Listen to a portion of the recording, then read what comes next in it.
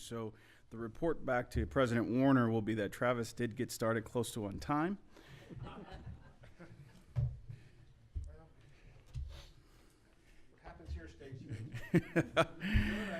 And good morning, everybody. I'm Travis Stovall, Secretary Treasurer of the TriMet Board, and our Board President, Bruce Warner, and our Vice President, Dr. Bethel, were unable to make it today. So that leaves this august group under, hopefully, my ability to lead this meeting in an effective and efficient manner. If not, please don't tell President Warner or Vice President Bethel. In just a moment, we'll open up the public forum, which is intended to hear from community on matters that are coming before the Board of Directors. If your issue is not within the jurisdiction of the board, TriMet staff is here to listen to your concerns and answer any of your questions. And if you have specific concerns as you're speaking, we'll make sure and try and highlight those folks who are the best prepared to handle those questions and those concerns. And those who are scheduled to speak have had the opportunity to sign up and do so 30 minutes before the public hearing opens. The comments will be taken in the order that you have signed up. And written comments have already been received online and through the mail and have been shared with the board. And the comment cards completed today will be forwarded to all board members and will become part of the public forum record. The public forum is 45 minutes in length, and individual comments are limited to 3 minutes. We've got about 7 or 8 folks signed up right now, and so we'll keep to that 3 minutes. If you wish to share additional information after your 3 minutes, you can include those comments in your cards, and we'll make sure that again the board members get those and have a chance to review them. So thank you, and public comment will now be taken. The first two I'll welcome up, Chris Walker. Come on up, Chris. And Kimberly McCullough. So if Kimberly, you can go ahead and take your seats up here. And please, as you get started, please state your name so that both the board and the public know who you are.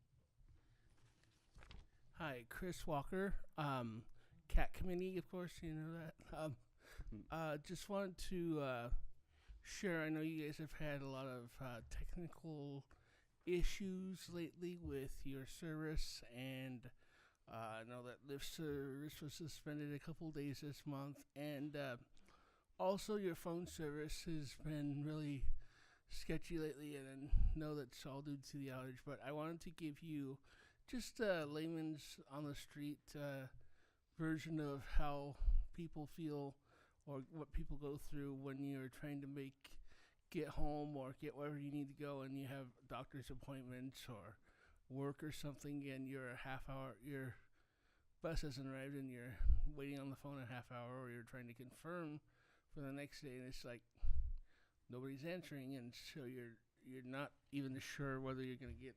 You're right.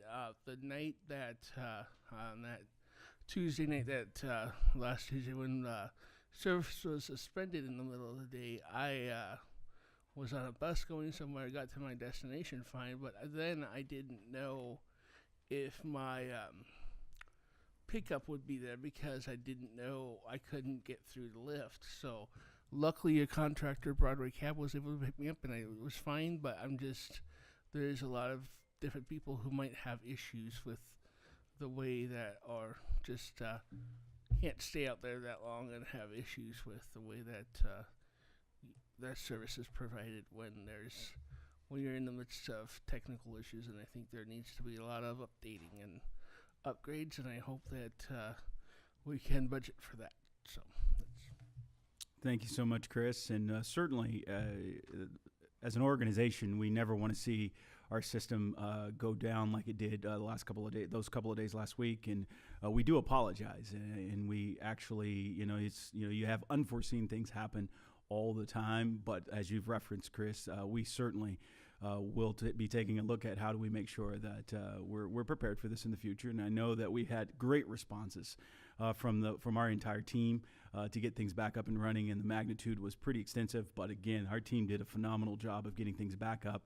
But we appreciated the patience of our riders and our stakeholders, and certainly we'll make every effort to continue to improve our overall system. But I absolutely understand your concern and some of your frustrations, and we will like I said, we'll work hard to ensure that we're keeping an eye on those things to ensure that things like this don't happen in the future. Thank you very much. Thank you. Kimberly. Yeah, hi, my name is Kimberly McCullough. I'm here on behalf of the ACLU of Oregon. I'm just here to express a few concerns about the ordinance number 346, which allows for permanent exclusions and a whole review process and so on. I'd like to just say at the outset that I understand the difficulty of trying to address public safety issues on TriMet and the fact that you are trying to put in a good effort to do that. But we do have some concerns, particularly just some equity concerns.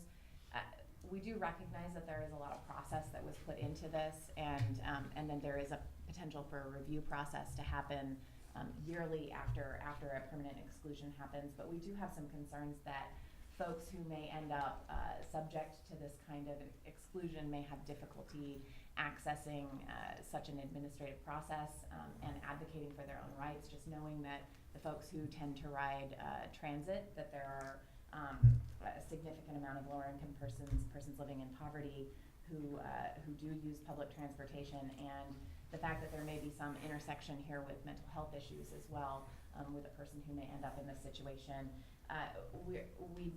As far as I know, I think the TAC, the Transit Equity Advisory Committee, wasn't part of the process of coming up with this ordinance, and what we'd like to suggest is that maybe this get kicked to them for some discussion, and just to see if there is a way that it could either be improved or if there is some other alternative that could be adopted. Just, you know, the right to travel is from our perspective, it's a fundamental right. It's extremely important for folks to be able to access work, social services, all sorts of things. And so a permanent exclusion could have a really, really serious impact on folks. So we just want potentially there to be a little bit more discussion before you adopt this ordinance. Excellent. Thank you, Kimberly. Are there any questions for Kimberly from the board? No, I guess I'll defer to Lori as being the attorney. Maybe an explanation of the history of this wouldn't hurt, which I don't have. Or maybe not here, maybe afterwards we can Correct. sit down. How about that? Okay, Kimberly? Kimberly, just one quick question. We've got the written comment, actually the written letter from Kimberly or from ACLU in front of all the board members. So as I look at this, the recommendation at this point is to have the TAC take a look at this, but outside of that, there aren't any recommendations that the ACLU is making at this point in time, or? Just that we perhaps might consider some other alternatives to Okay. doing a permanent exclusion. Yeah, and that there's something may arise from some more community discussion of the issue. All right, excellent. Thank you, Kimberly. Next up, Julie Reardon. Julie Reardon and Terry Perizer.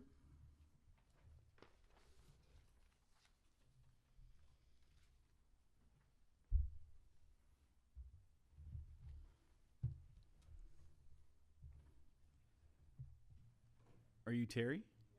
No, I'm Julie. Oh, Julie. It may be. Yes, Parker. Parker. Sorry about that, Terry. Come on up.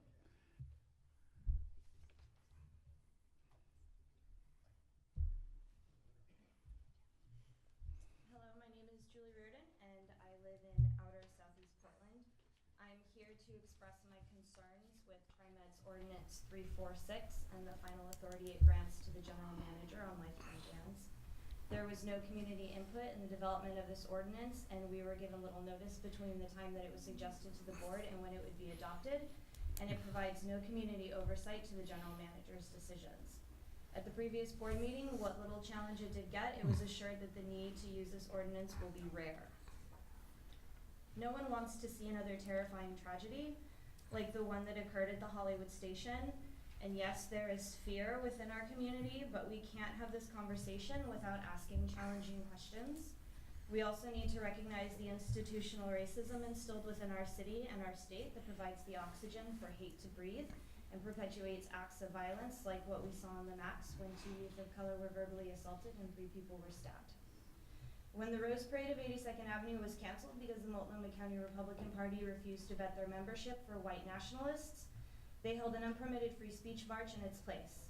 The mayor of Portland showed up and shook hands with its organizers, had them escorted by Portland police through a marginalized community, then put them on TriMet buses and had them safely taken back to their starting point with Jeremy Christian in tow and all on the public's dime.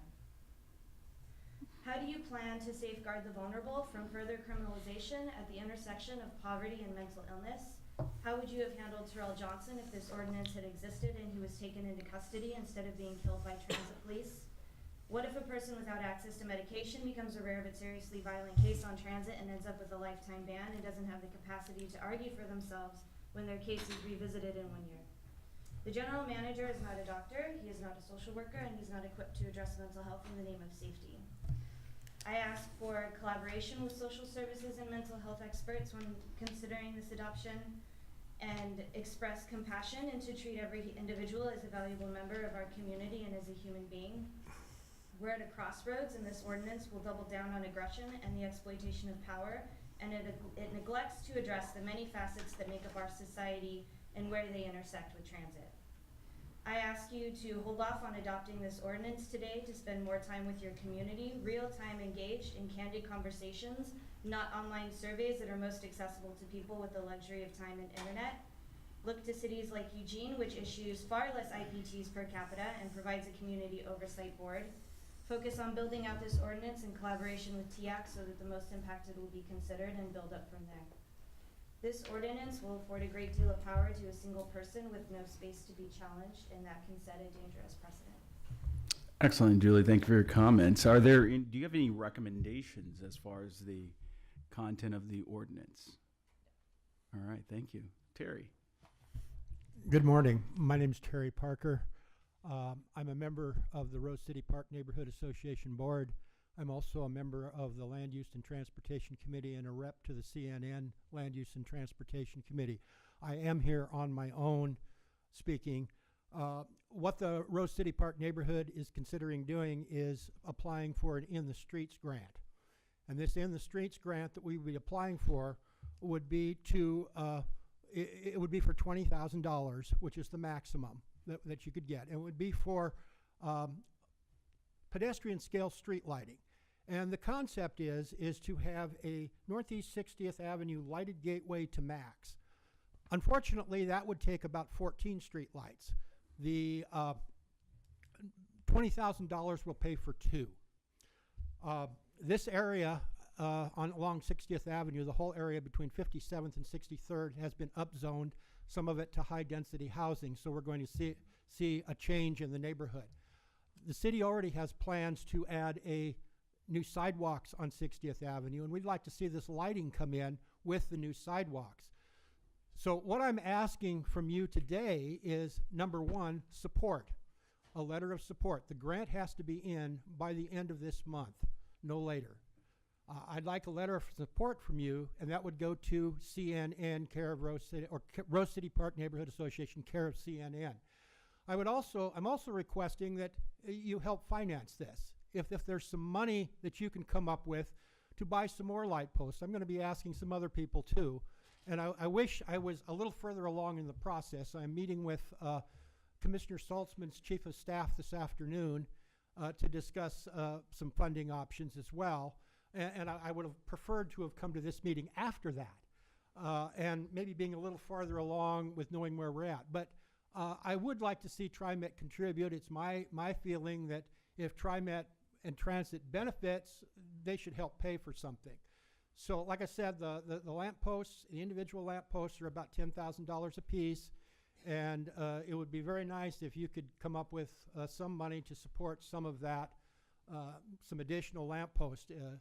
The two that we're gonna, that I'm applying for the grant for, we haven't decided where those are gonna be. They may be closer to Halsey than 60th, but we'd like to see this gateway, which also supports Vision Zero, which is a city safety issue. Thank you.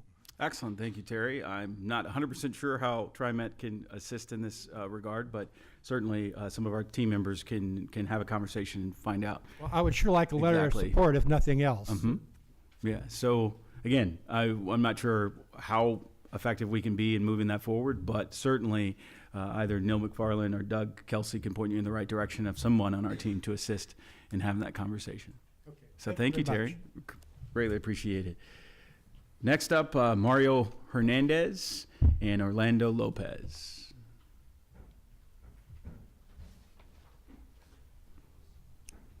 Actually, that would be Maria Hernandez.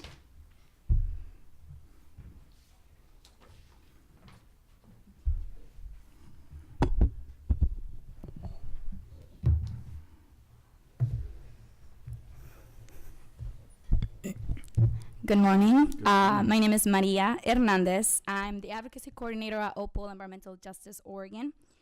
I wish I was here to testify on many other forums, as I was always in Salem testifying on other bills concerning transportation package as well. But I'm specifically here because I want to mention about the certain concerns that also arise for ordinance number 346. House Bill 2777, as you all know, takes the citations out of the court system at the state level. Additionally, Senate Bill 357 will allow for fair enforcement to not be prosecuted as a form of IPT. I think our members and our community members primarily, who work really hard to make these two bills be successful and be more improved through the work of TIAC. And the reason I talk about these two policies as well is because they really go hand in hand with what's trying to be done here with ordinance number 346. One of the things we always ask to our membership and the work that we do in the community is, first and foremost, what do you need and what can we do?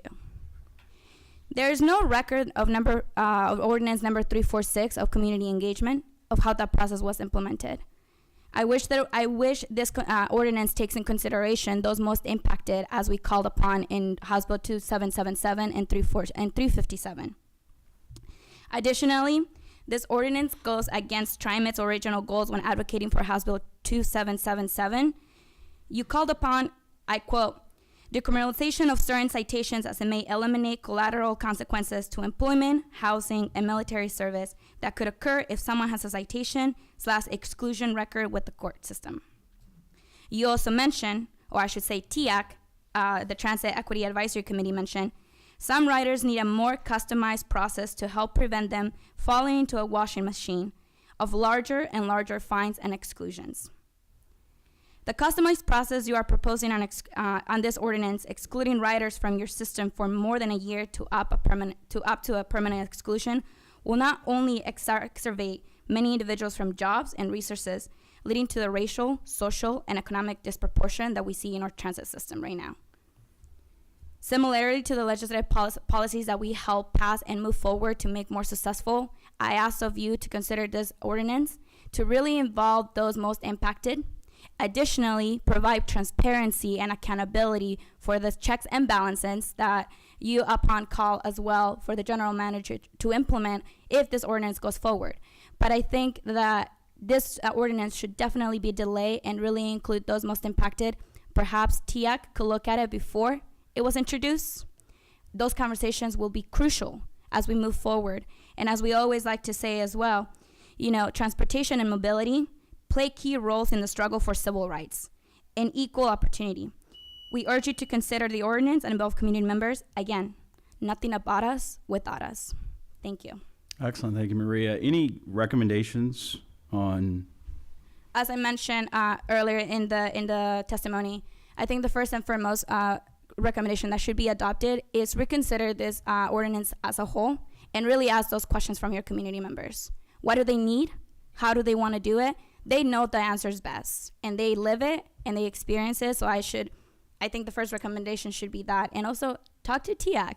One of the reasons you have a Transit Equity Advisory Committee should be to really address civil rights issues, and transportation, and especially this ordinance, is a civil rights issue. Excellent. Thank you, Maria. Orlando, welcome. Good morning. So, as many of you know, my name is Orlando Lopez, and I'm the bus rider organizer for Opal Environmental Justice. And I come here also in regards to ordinance 346. This is an ordinance that a lot of people are concerned about because we're giving, or TriMet is giving a large amount of power to New McFarland or two future general managers. And it doesn't have the checks and balances that we would like to see. One of the things that we worked on was Hospital 2777. We wanted to make sure that there was a process in which people can provide community oversight in the form of either TIAC or TIAC appointing a board of or a group of individuals that can provide this oversight. This was a House bill that we worked on together, and this is a House bill that Maria, colleague here, is very familiar with, and it's something that we fought for because we wanted to make sure that this new court system, or kind of like in-house court system that was being planned, would have community involvement. We have not seen any of this community involvement, or place to have community involvement, or space to have community involvement in this ordinance. And so, again, what is the role of TIAC? Why were they not asked or presented with this ordinance? Why is it not too late? I don't think it's too late, but why haven't we done it? I know that the last TIAC meeting was not held. There's still going to be another TIAC meeting this month. I would say please delay and consider asking those folks to see see what their opinion is.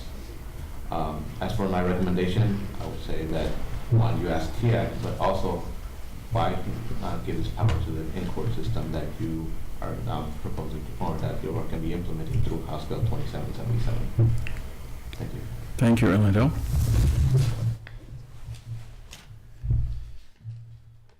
And we've got two more. Tristan Romine and Marisol.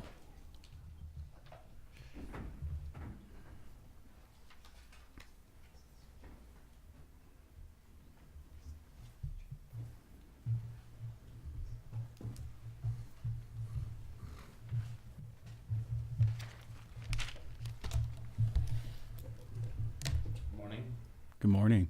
My name is Tristan, and I'm here to ask y'all a question. What is safety?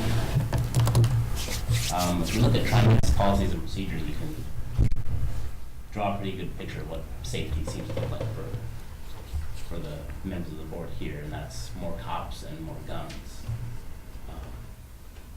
TriMet is pretty shamelessly exploiting the incident on the Max a couple months ago to ramp up security on their system. But there's another murder that happened within TriMet's jurisdiction that doesn't get as much coverage, and that's that of Terrell Johnson. He was murdered by a member of the Transit Police Division. And while TriMet is using the murder of two of its riders by white supremacists to ramp up presence of police, that doesn't necessarily make people more comfortable in light of this other incident. And TriMet refuses to take accountability for its officers under contract from the city. In fact, if I've read your contracts correctly, you seem to jump through many legal hoops to avoid all responsibility. I certainly hope that your contracts with G4S also include such indemnity clauses, because that's a company that has a string of human rights violations from the West Bank to Standing Rock. So again, I ask you, what is safety? Is it even a priority for your agency? I feel like if you did the proper community outreach, you'd learn from the sort of people that I've talked to that that more cops don't make people feel safe. Transit jails don't make people feel safe. Targeted fare sweeps don't make people feel safe. Does fare evasion even equal a less safe transit system? I would argue that it doesn't. Some people use the transit system as a kind of refuge during extreme weather, or just to escape from a dangerous situation. And that calls into question the role of the transit division itself. They seem to exist purely as fare enforcers, with a side gig as just regular Portland police officers. I've read into some of your TriMet's recent new policies has raised some concerns in terms of a new criminal incident reporting system that offers a very conveniently inflated numbers to justify this ramp up of security, and a new way to deal with fair citations that keeps it all in-house and directs all the fines back into TriMet, which would, in my mind, create a revenue incentive for fair enforcement, which would just ramp up police aggression. So my recommendation to the board today would be to do not escalate fair enforcement, do not escalate security on your trains, especially from transit police officers or security members of G4S, and cancel your transit jail, because that's not what safety looks like. Thank you, Tristan. Marisol. Hi. Wait. Can everybody out there hear me? Just making sure. Okay. I am Marisol. I'm a youth from Southeast Portland. I live in the Hosford-Abernathy neighborhood.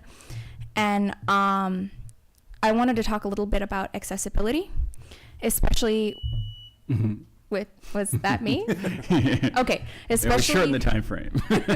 Especially within these meetings.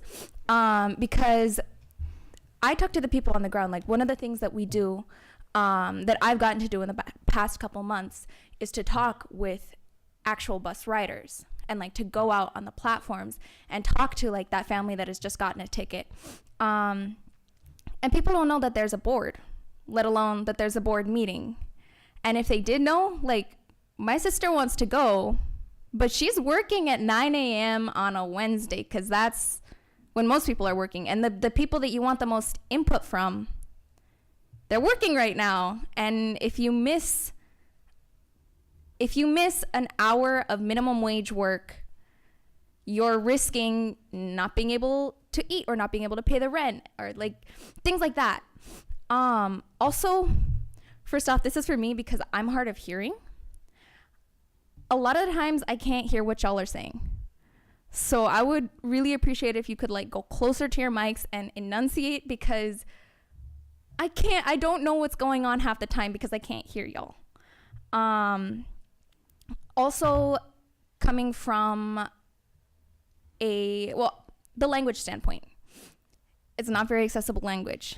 And if you want real community engagement, it's going to need to be accessible to everybody. Also, where it's held, a lot of people don't feel safe coming in here. One of the things that, like, well, I mean, that's a school word, but like some people feel more comfortable going into a community space, like a community center, a gym of a school, rather than a place where there's armed security, especially, say, undocumented folks or communities of color. Honestly, the people who are most affected, like the transit riders and the communities of color and folks with disabilities and houseless folks, should be the majority here making the decisions, and this decision should be coming from them.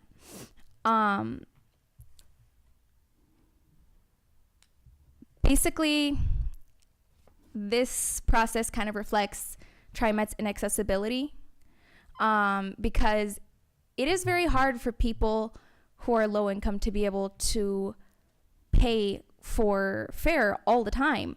And if they can't pay for fare, a lot of times if they look more low income, or if they have skin like me, they're gonna be profiled. And doesn't make people feel safe, especially with the recent memories of Quanice Hayes and Terrell Johnson. Basically, I want to say that like TriMet is essential to getting to job interviews, to getting to hospital visits. Like Tristan said, like getting away from assaults and getting away from the heat, especially since we have this giant problem of houselessness with the rise of gentrification. So basically what I'm asking you for is to listen to your community and real community engagement, because not everybody has computers, not everybody has internet. I would highly, highly, highly suggest going out to where people are on the buses, and engaging them that way. Excellent. Thank you, Marisol. As always, we greatly appreciate the opportunity to hear the public comment forum. It really gives us an opportunity to hear what folks are thinking and their consideration. At this point, we have no one else signed up for public comment. Is there anybody else that'd like to make a public comment at this point? Seeing none, I will now officially close the public comment and open. Travis, just real quickly, the comment about not being able to hear out in the audience, you know, if our sound person could work on that. You said, you know, asked us to get closer to the mic. We've been told that we need to sit back from the mic a little bit for the mic to work better. But, you know, it's a valid concern, so if we could have our sound people work on that to hopefully solve that problem. Actually, are there any other board comments to the public forum? Yes, I don't have the exact number, but we've met out at, was it 104th and Gleason more than once, twice, 3 times in the past year or 2, which is the Reach building, Home Forward. So, just so you know that. I'm sorry, didn't hear me? Okay, I also stutter, so sometimes it's mixed message, so thanks. Any other comments? And I know there may have been some comments that have made that Mr. McFarland may respond to in his opportunity to give some reports here in the general manager's section here in just a few moments. If I see no other comments from the board, now I will officially open the August business meeting for the TriMet Board of Directors, and we'll begin with board reports. And Director Prosser has the 2 reports this morning. The first is the Finance and Audit Committee, and the second is from Metro Policy Advisory Committee Impact. And I can make these reports very short because the Finance and Audit Committee did not meet this morning, so there's no report from that. And the Metro Policy Advisory Committee hasn't met since our last board meeting, so I have nothing to report from that. All right, moving right along. Does anybody else have any questions for Director Prosser, even though they didn't meet? You might want to grill him on a couple of things. Yeah, seeing no questions for you, Director Prosser, I think you're out of the loop on having to answer questions. And now we'll turn to General Manager Neil McFarland for his monthly report. Well, thank you very much, Presiding Officer, Board Member Stovall. I'll have to sort of figure out exactly how to address the August position here, so hang with me here for a bit. But thank you very much. I'll also keep this short. I did want to particularly mention to Chris, who brought up the comments about the lift service, that was indeed, as you noted, Board Member Stovall, not the usual, and we're incredibly sorry and apologetic for the service interruptions we had. I'll get into that a little bit more. But again, we recognize how important that is for our Lyft customers, and really are focused on a number of ways to improve. And Mr. Parker, I think, may have been contacted by Mr. Witter, I think, but we'll definitely follow up. And typically, if that's a transit supportive investment, we would be very happy to issue a letter of support. Related to additional funding, generally, we are not the road agency. We recognize we're not the road agency. We'll often do improvements right around our own fixed facilities, but it's very hard for us to sort of prioritize one particular road or sidewalk area from another within a very big region that has a lot of needs in that regard. So that's just a note on that. Let me then perhaps defer the comments about the ordinance till we get to the ordinance as part of the business agenda, and you certainly may have some questions after the testimony about where we go. But I think in general, I think we see the ordinance as one step in a process that leads to the implementation of the new authorities that were referenced in testimony, and we'll get into that then as we address the ordinance. Again, I wanted to really spend a little bit of time thanking our riders for their patience that occurred during our computer network disruption last week. Compounding all that was the heat. So we had two major issues coming on. I'll get to the heat in just a second. The network disruption occurred when we were attempting to upgrade some of our equipment. Now, obviously, that upgrade did not go as we expected. It created a great deal of extra noise on the network that ultimately shut it down. And that led to both phone and radio and other control system outages. So we unfortunately did have a great deal of disruption, and I think the worst of that was really Tuesday afternoon last week. We were able to sort of volley by Wednesday morning and Thursday to actually have many more people out on the street to help control service, even though we didn't have the normal computer-aided tools. We I think, did quite a good job of providing that service on Wednesday and Thursday. We did see some disruptions. Some of that was related to heat. I'll get into that in just a minute. But I would just note that our IT team worked with our agency partners and subcontractors literally around the clock to rebuild the network and get it back up and running. And I would also say that just note that we're not completely out of the woods. The network is up and it's stable. We have a great deal of additional work to do to really get it where we want it. That will take place over the next week and a half. We're working closely with contractors from Cisco and other independent network experts, as well as our own staff. And again, our apologies to our riders. Communication became very difficult. Even getting the email warnings and other things out was difficult. We did offer 2 days of free rides. First of all, because it was the right thing to do given the disruptions, but second of all, it was at various points in time very difficult for people to even buy fares given TVM outages and other things.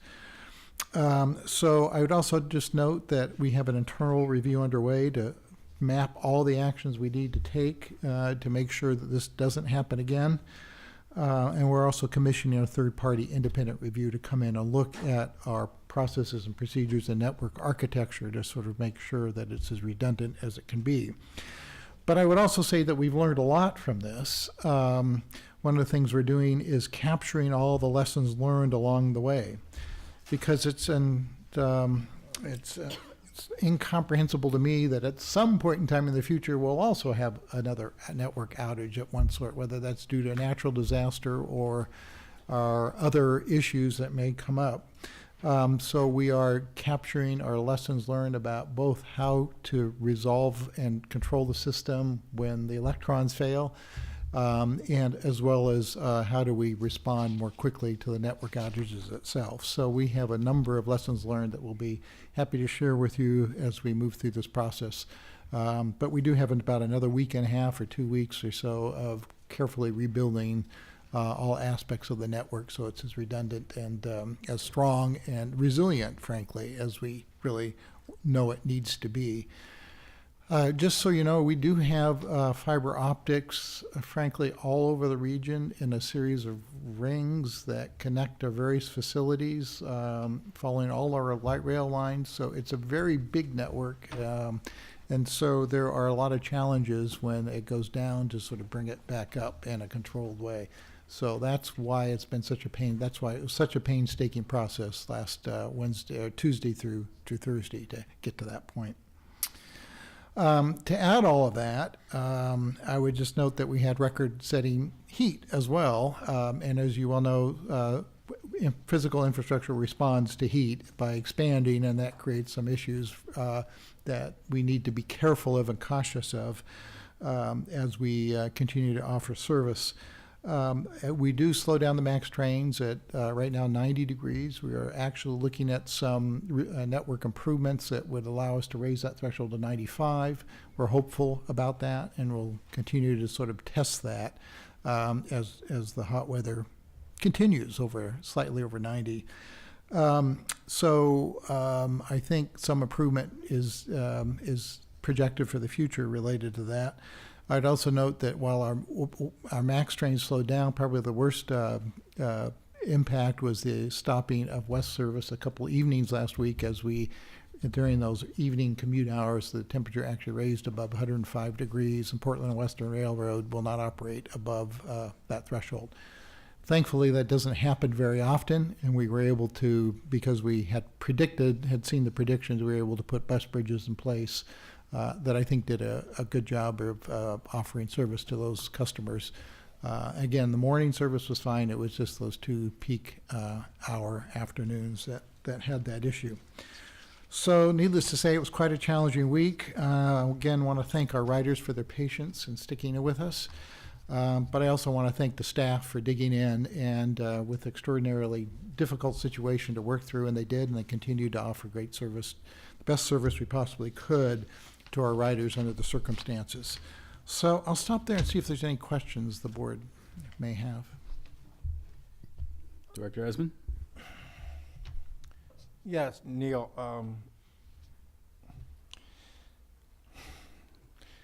How do they handle things in Atlanta and Tucson and Miami with the light rail? What it's something we're. Well, an example, and we have been. I get some phone Yeah. calls and people say, find out.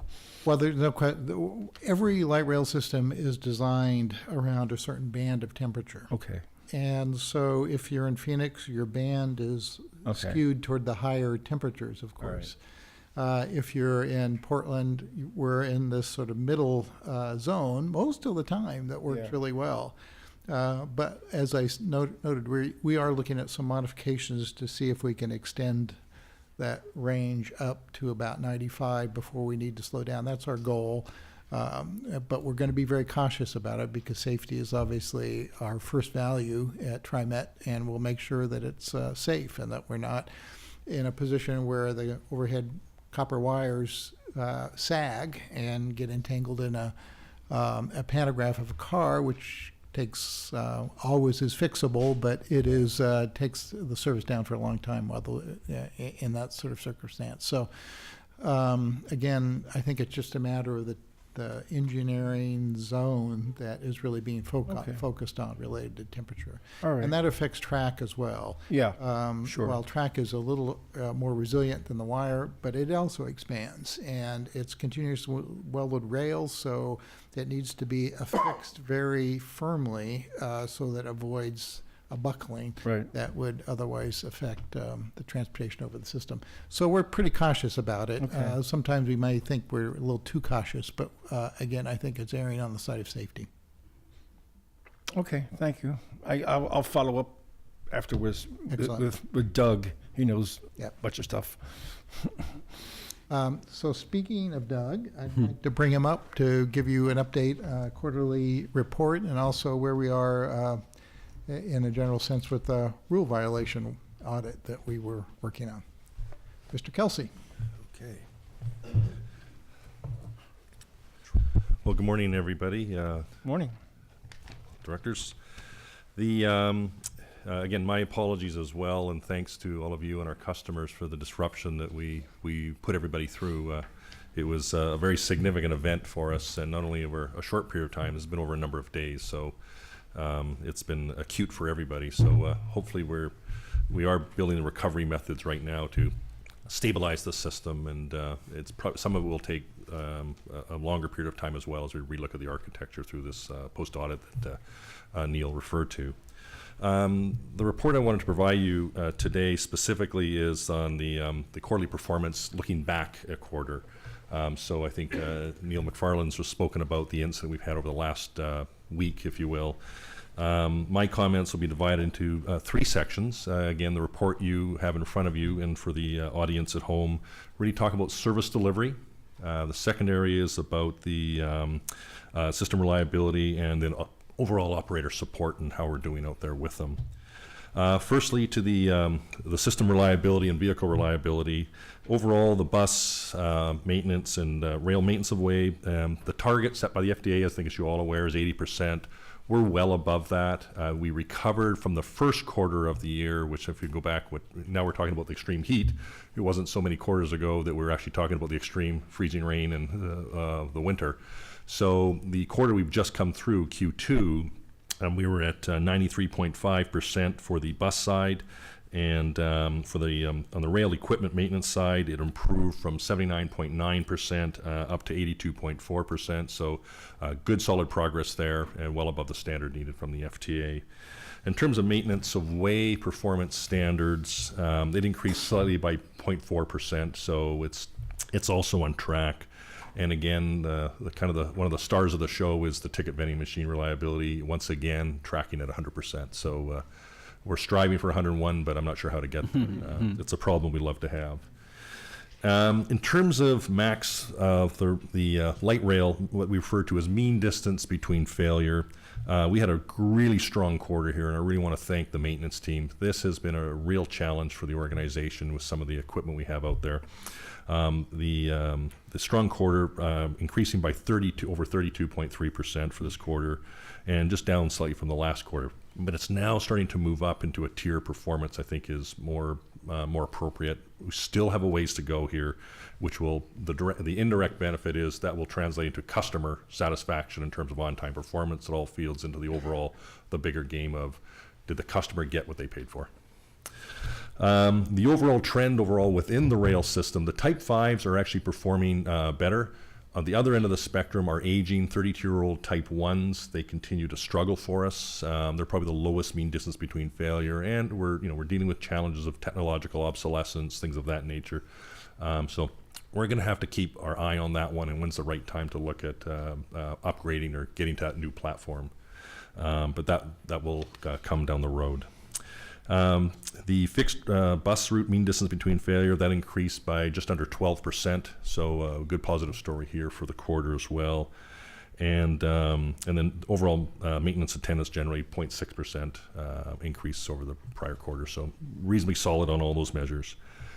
To the second category, service delivery, the max and bus on-time performance both increased over the previous year and over the quarter overall. So despite all the construction challenges we've had out there, some of the heat days, which we typically don't associate with June, but yes, we had them, which covered this part of the quarter, the team performed quite well.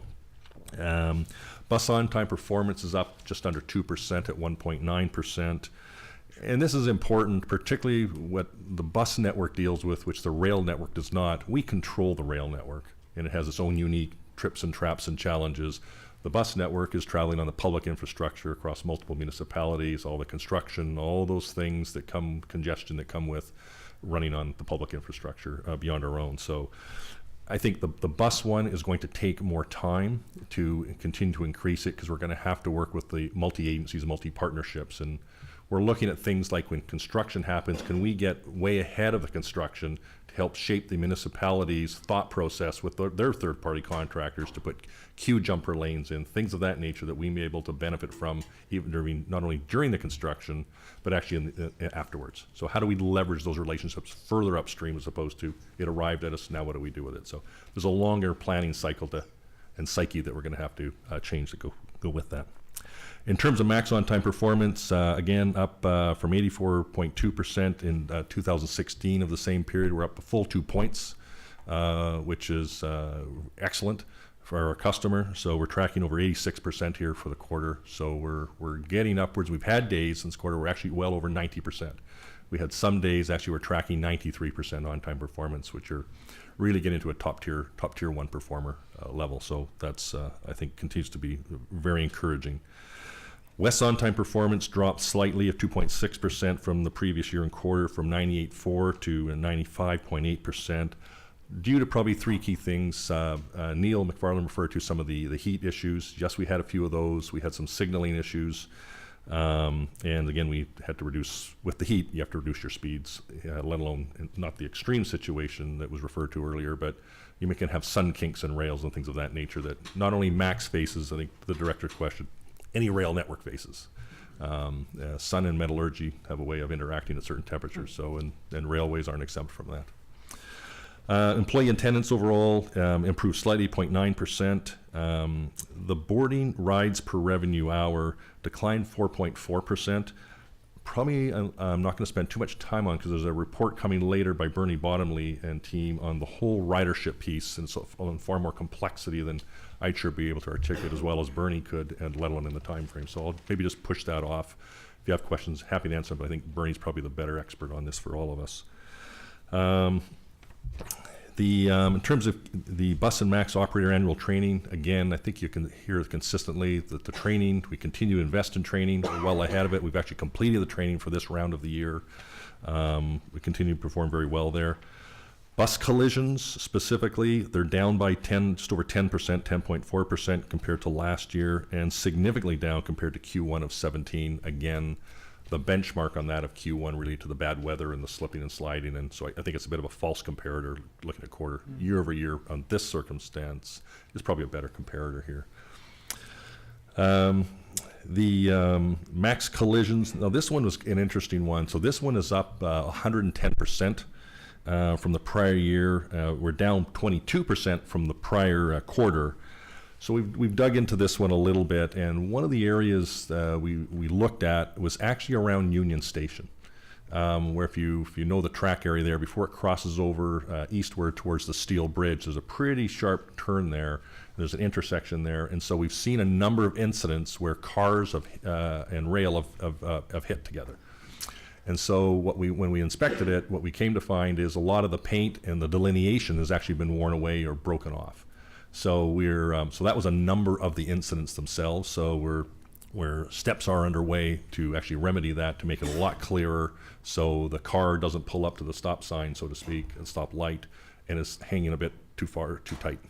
So I think we'll see the results will change directly as a result of that. Again, the other one I think is worth commenting on. We even had an example this morning. The collision other category, there's an increase. More general objects are getting in the guideway on the main line for us. So things, literally this morning we had a mattress hanging off our overhead catenary system. I'm not sure how they get points for getting it up there, but they did. So things like that, it's shopping carts, it's things like that that cause disruption, cause the break in the rhythm of what we need from managing the output of the system. So. The bus complaints flat compared to last year and last quarter. The service delivery complaints decreased by just under 5% from the prior year and quarter also. The safety-related complaints are up over the past year, but I think when you look at the base number, the unit-based number is actually very small. So we're up by 1 or 2 overall, but not of significance that's of concern, I think, from our perspective. We'll watch that, though. Complaints overall against operators are down significantly by 34%. We believe this is related to some of the increase in on-time performance and the experience of people getting what they hope they're buying. So that is down significantly, and also some of our customer training, our interface issues, announcements on trains, things of that nature, I think are contributing to broadening the experience. Overall, we have more work to do here, but it's an encouraging result for us. And again, bus accommodations continue to show really strong long-term performance trends. The current trend is slightly down, but the long-term trend is very, very positive, very favorable, and a real thanks to the great operators we actually have out there, both bus and rail. Different experience as an operator for bus and rail, but those operators on the buses are high interface, high interaction. They're our first impression on many, many events and are doing a great job. That would conclude my report, unless there's any questions you might have. Does the board have any questions for Doug? Just a comment. I'm very impressed that the on-time performance and the complaints are way, way down. I thought I was going to be late this morning to this meeting. It's usually 6.5 miles from my house, and it took me a half hour. So the operators and all this congestion is very impressive, and having the mechanics keeping them up and going. So thank you very much. Well, thanks to them. Absolutely. We need, I think we're learning to continue to invest, not just hire to be a bus driver, a bus operator. You need to hire for the customer experience. We can train the technical part of driving for the most part, and it really behind the steering wheel is an experience. And overall, I think they do a wonderful job. Having had the privilege of living and working in other cities, this is one of the best cities I have ever personally lived in and traveled in, where people get off, I literally take the bus every day, and they get off and say thank you to the bus operator. And they return that, and you probably have your own experiences like that. That is a wonderful tribute to their professionalism. Yep. Thanks. Thanks, you're welcome. Given the aging of the equipment that you referenced, what's TriMet's plan for actually retiring some of that and replacing it with new equipment? I mean, is there a plan in terms of the next few years, a certain number? Yeah, so that's a really good question. This is one we're working on now. There is, the Type 1s are currently scheduled for a number of years out. Typically, you'd get about 35, 40 years out of a piece of rail equipment if we're specifically talking about that. Right. But you have to watch the technological performance and obsolescence, things of that nature. So, management's having discussions around when is the right time to purchase these. And it's not one where you just show up and push your order in and you'll get it out a vending machine. It's these things are about typically TriMet about 4.6, 4.7 years from the time the order is placed through to actually on site through testing and commissioning. So we're getting to the front edge of needing to, I suspect, probably look at those Type 1 vehicles in particular. So I think its time is coming. How many do we have? 26 of the Type 1s right now. Okay. So we're trying to look at each part of the overall 145 vehicles we have in the light rail fleet. The first generation Bombardier vehicles, they're at the back end of this cycle that we've talked about. They're also they have the steps up. So I think there's a customer enhancement service side to this, which will be a nice benefit when we can get there. But I think if we stand back from just these vehicles, we're trying to look at the overall acquisition of the capital plan around Right. facilities, around vehicles, the timing of expenditures, things of that nature, Right. in addition to the running of the existing fleet. So Right. we're at the early stage of that conversation for those Type 1 replacements. The 2s through 5s, the 5s being the most recent, those are going to be here for a lot of years, and we're probably more into the midlife rebuild conversation rather than replacement of any part of that fleet. So What's the cost of one? It depends on what you buy. It's like Okay. a personal vehicle. Depends on how many things you want on it. But typically, you're looking at $4 to $5 million, depending on four on the one. low, 5 probably you're getting up there. Okay. Depends on the marketplace at the time. Right. I'm encouraged. There's a very good relationship with Siemens here, which is excellent, but nothing like good market competition to help with pressure, pricing, and performance. So China has now entered the North American space. So LA and other markets have in fact purchased the Chinese equipment. So I think that's going to help. We will benefit as an agency when the time comes from, I think, increased performance and support. Well, we obviously are going to have to buy some more when we add to our light rail system. So Correct. Yes, and I would just add to Doug's comments, typically what we do is a contract, for example, if we were doing Southwest Corridor, we'd also combine it with some with replacement. replacement or expansion, or vice versa, if we wanted to do that. So we would try to combine those orders, and frankly, that's a price advantage, generally responds to that. And I might just add, you also try and add into the production line that they're running. Sometimes you can tie into somebody else's production line from another agency. Yeah. So you're trying to line up several eyes through the needle here to manage economics and timing. So, you're welcome. Is that the plant in Chicago, the Chinese plant, I'm actually not sure where that is, Director. or So, around? I thought I read something that you're going to build them there. yeah, I think so. Chicago is Chicago's making got one a of the big orders. expansion going Correct. on. That wouldn't surprise me. I know That's LA part has of made the a very deal. significant purchase. I think Seattle, New York, others they're now just entering the marketplace, and they'll be part of Buy America and such, similar to others. So that seems reasonable. Yep. All right, thanks. Yeah, you're welcome. Director Quick question. Baumann. Were you able to continue collect ridership information while you were having the IT difficulties last week? I don't know that. I think when the ticket vending machines are I don't down, we either. wouldn't, but we would have some proxy, I suspect, of it. I was just thinking that it's an interesting experiment for the 2 days where you weren't collecting fares to see what Oh. that did with ridership. Yeah. Yeah, I think we're probably still piecing. We will probably get to that question. I think you're ahead of us on this one. We're still trying to solidify the basics. So maybe I can get back to you on that one. That's a great question.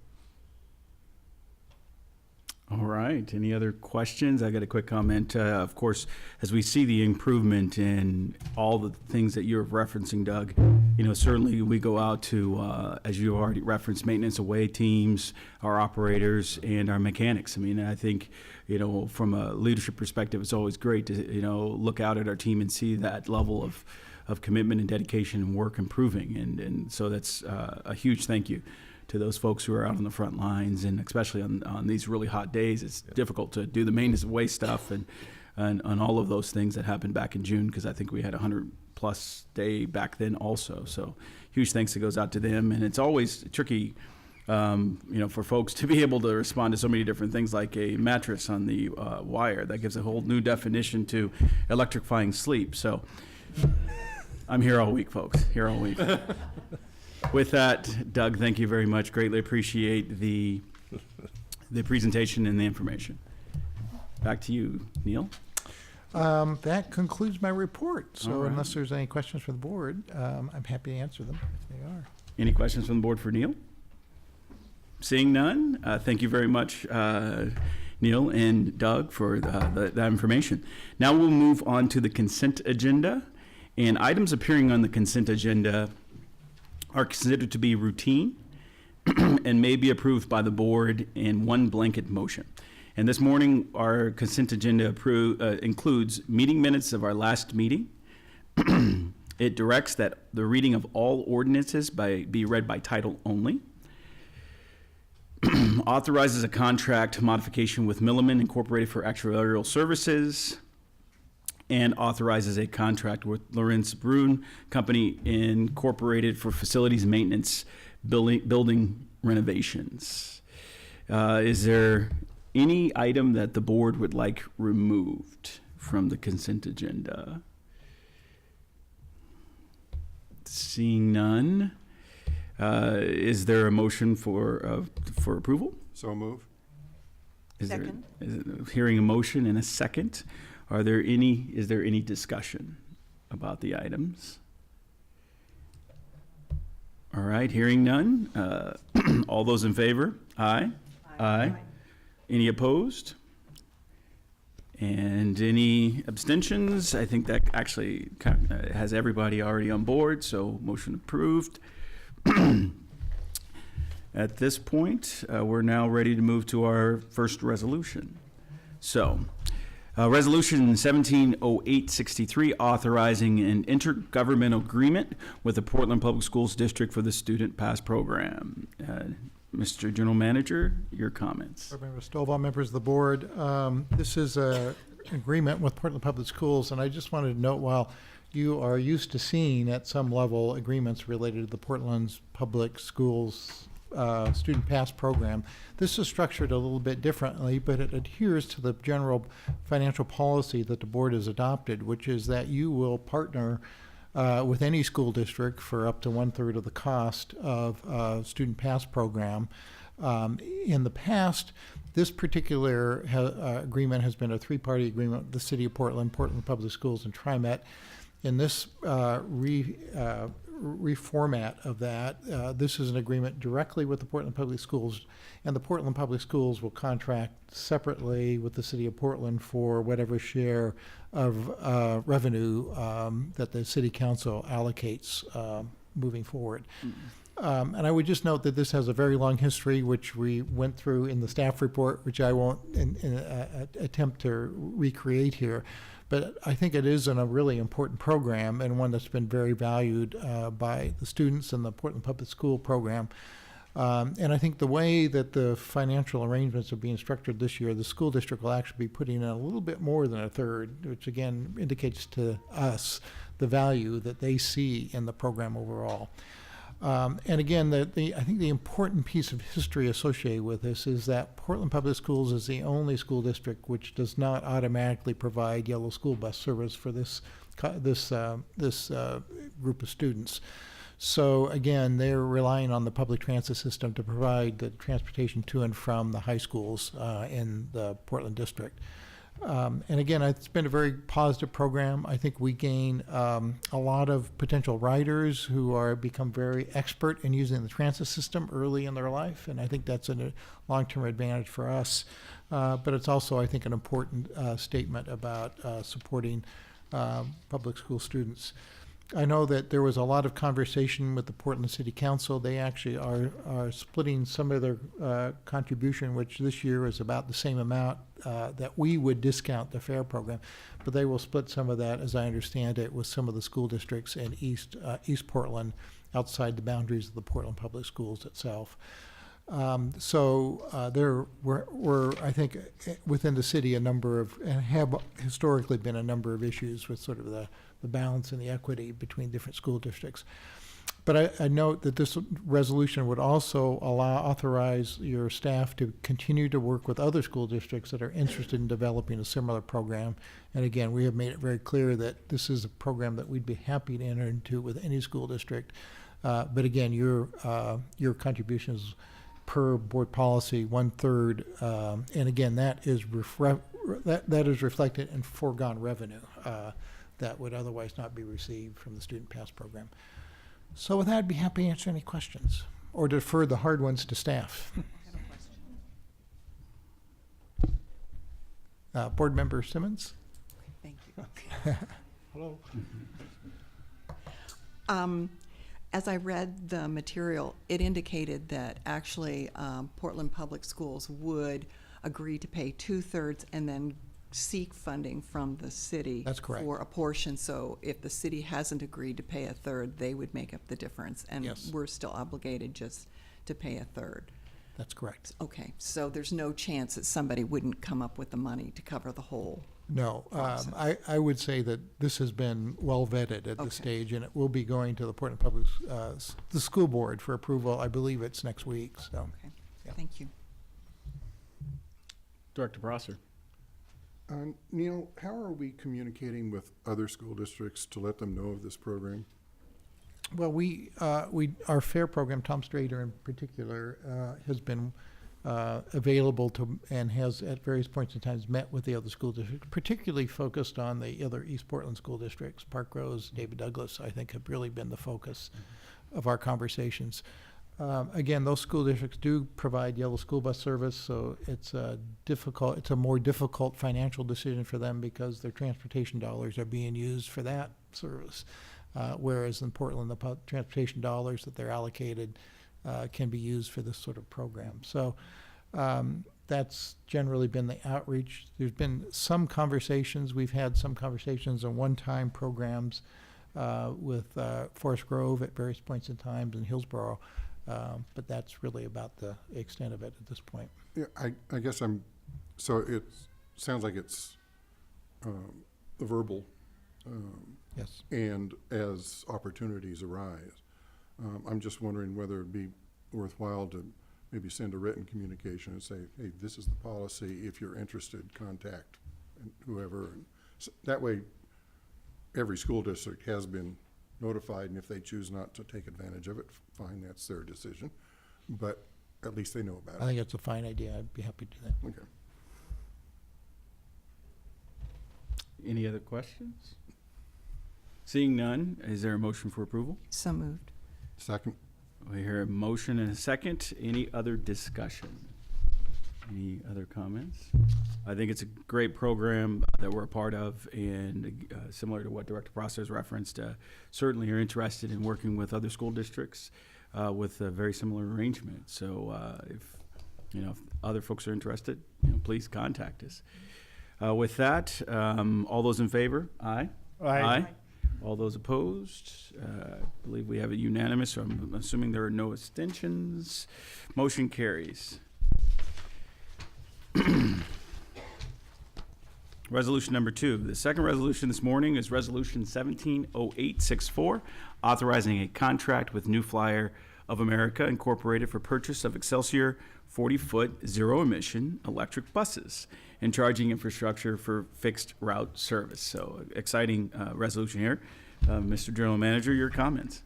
Board Member Stovall, members of the board, again, this is a very exciting, I think, resolution.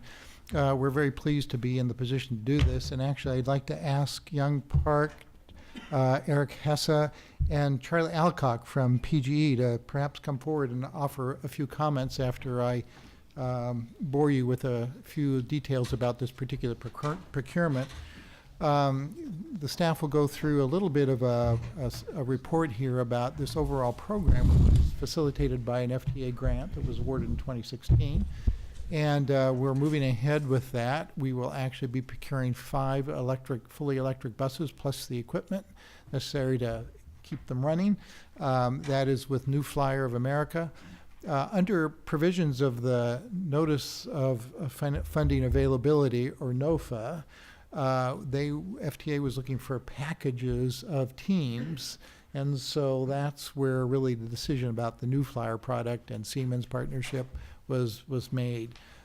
Since that time, actually, it's been interesting as we've developed this. Our grant was a little bit lower than what we wanted to, so we were actually down at one point in time to 4 vehicles. But along came PGE as a partner to help us facilitate raising the water level back to 5. So we're very excited about this. I wanted the staff to give you a bit of a presentation about where we are with this demonstration project, and also it will give you a little window into the questions of electrification that we'll be facing, I think, as an agency in the very near future. So if I turn over to Eric first. Yes, great. Thank you very much, Neil. Good introduction. Chair Stovall and members of the board, thank you for having us this morning.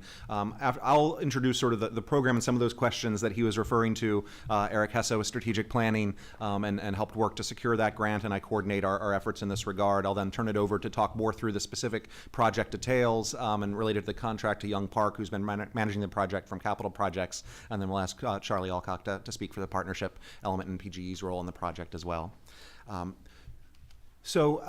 I actually just had the pleasure of returning from APTA's annual sustainability workshop, APTA, the industry association, where for the first time at that conference, there was actually a whole track on electric buses. And so this is clearly something that's starting to get industry attention.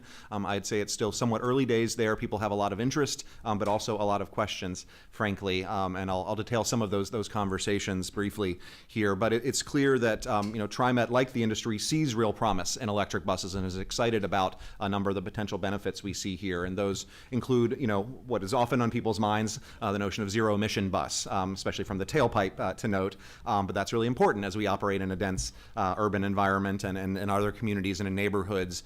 So this is both zero emissions from a greenhouse gas perspective, tailpipe, and as PGE's system continues to decarbonize, that will continue to improve in that regard as well as we electrify other parts of our system. I'll just remind folks here that we operate the biggest fleet of light rail vehicles, high consumption on the MAX side already. So we do electric vehicles, but less so on the bus side. But also importantly, air quality. And we know that there are concerns in our community about the diesel emissions. We've been putting on emission controls for a number of years, certainly in line with EPA standards and made major improvements there, but there's additional reductions that could be possible with this technology. In addition, we know that it's a quiet ride, and that's important as we operate in these communities, especially in our neighborhoods, including, frankly, to be able to lay over in some neighborhoods might become an easier way, which can ease operations, which is important as well, but we've heard that from our community members of a strong interest. But really importantly, also from a business perspective, there's a real promise for reducing our operations and maintenance costs. First is the reduced fuel costs potentially. PGE is working to support electrification and transportation and rate structures that can do that, and so we see the promise of reducing our fuel costs, and certainly there's a stability to electricity costs that is different than what we see in the ramp up in a market that's more globalized in terms of oil and gasoline. But also, it's because it's an induction traction motor, not an internal combustion engine, there's actually a simpler preventative maintenance schedule, less work that has to go into that, less activity that has to go into that, and therefore reduced costs in maintenance as well. For example, not the oil changes they need to do and not as many moving parts. And so as Sam Marr and his team looks at this technology, they see some opportunities there as well. So that's where we see a lot of potential cost savings and other benefits. But there are also, a few challenges and a number of questions regarding this. Like on the private vehicle side, the range anxiety issue is one that people think about, especially as we know that we operate out there, 20, 22 hours a day at times in some routes.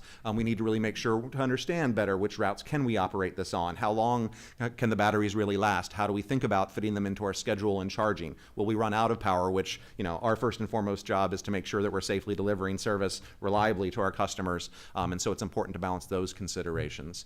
And particularly, are there changes to our operating schedules we need to do to make sure there's enough time to do the charging if that's how we're building the plan?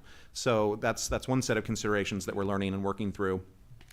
Starting with this pilot project. But there are also still higher capital costs and some new capital costs associated with these buses. Right now, in large part due to the battery cost, the rest of the bus is very similar, but the batteries are still quite an expensive new component to this bus. Those costs have been coming down quite steadily, and we expect them to continue to do so. But right now, they're still about $300,000 to $400,000 more per bus, which is almost doubling. If you recall, our bus contracts last time were about $470,000. So that's a significant upfront capital cost against which we need to be then hopefully leveraging those savings in operations over the life of the vehicle. And it's important to look at that across the entire life of the vehicle, which we are doing.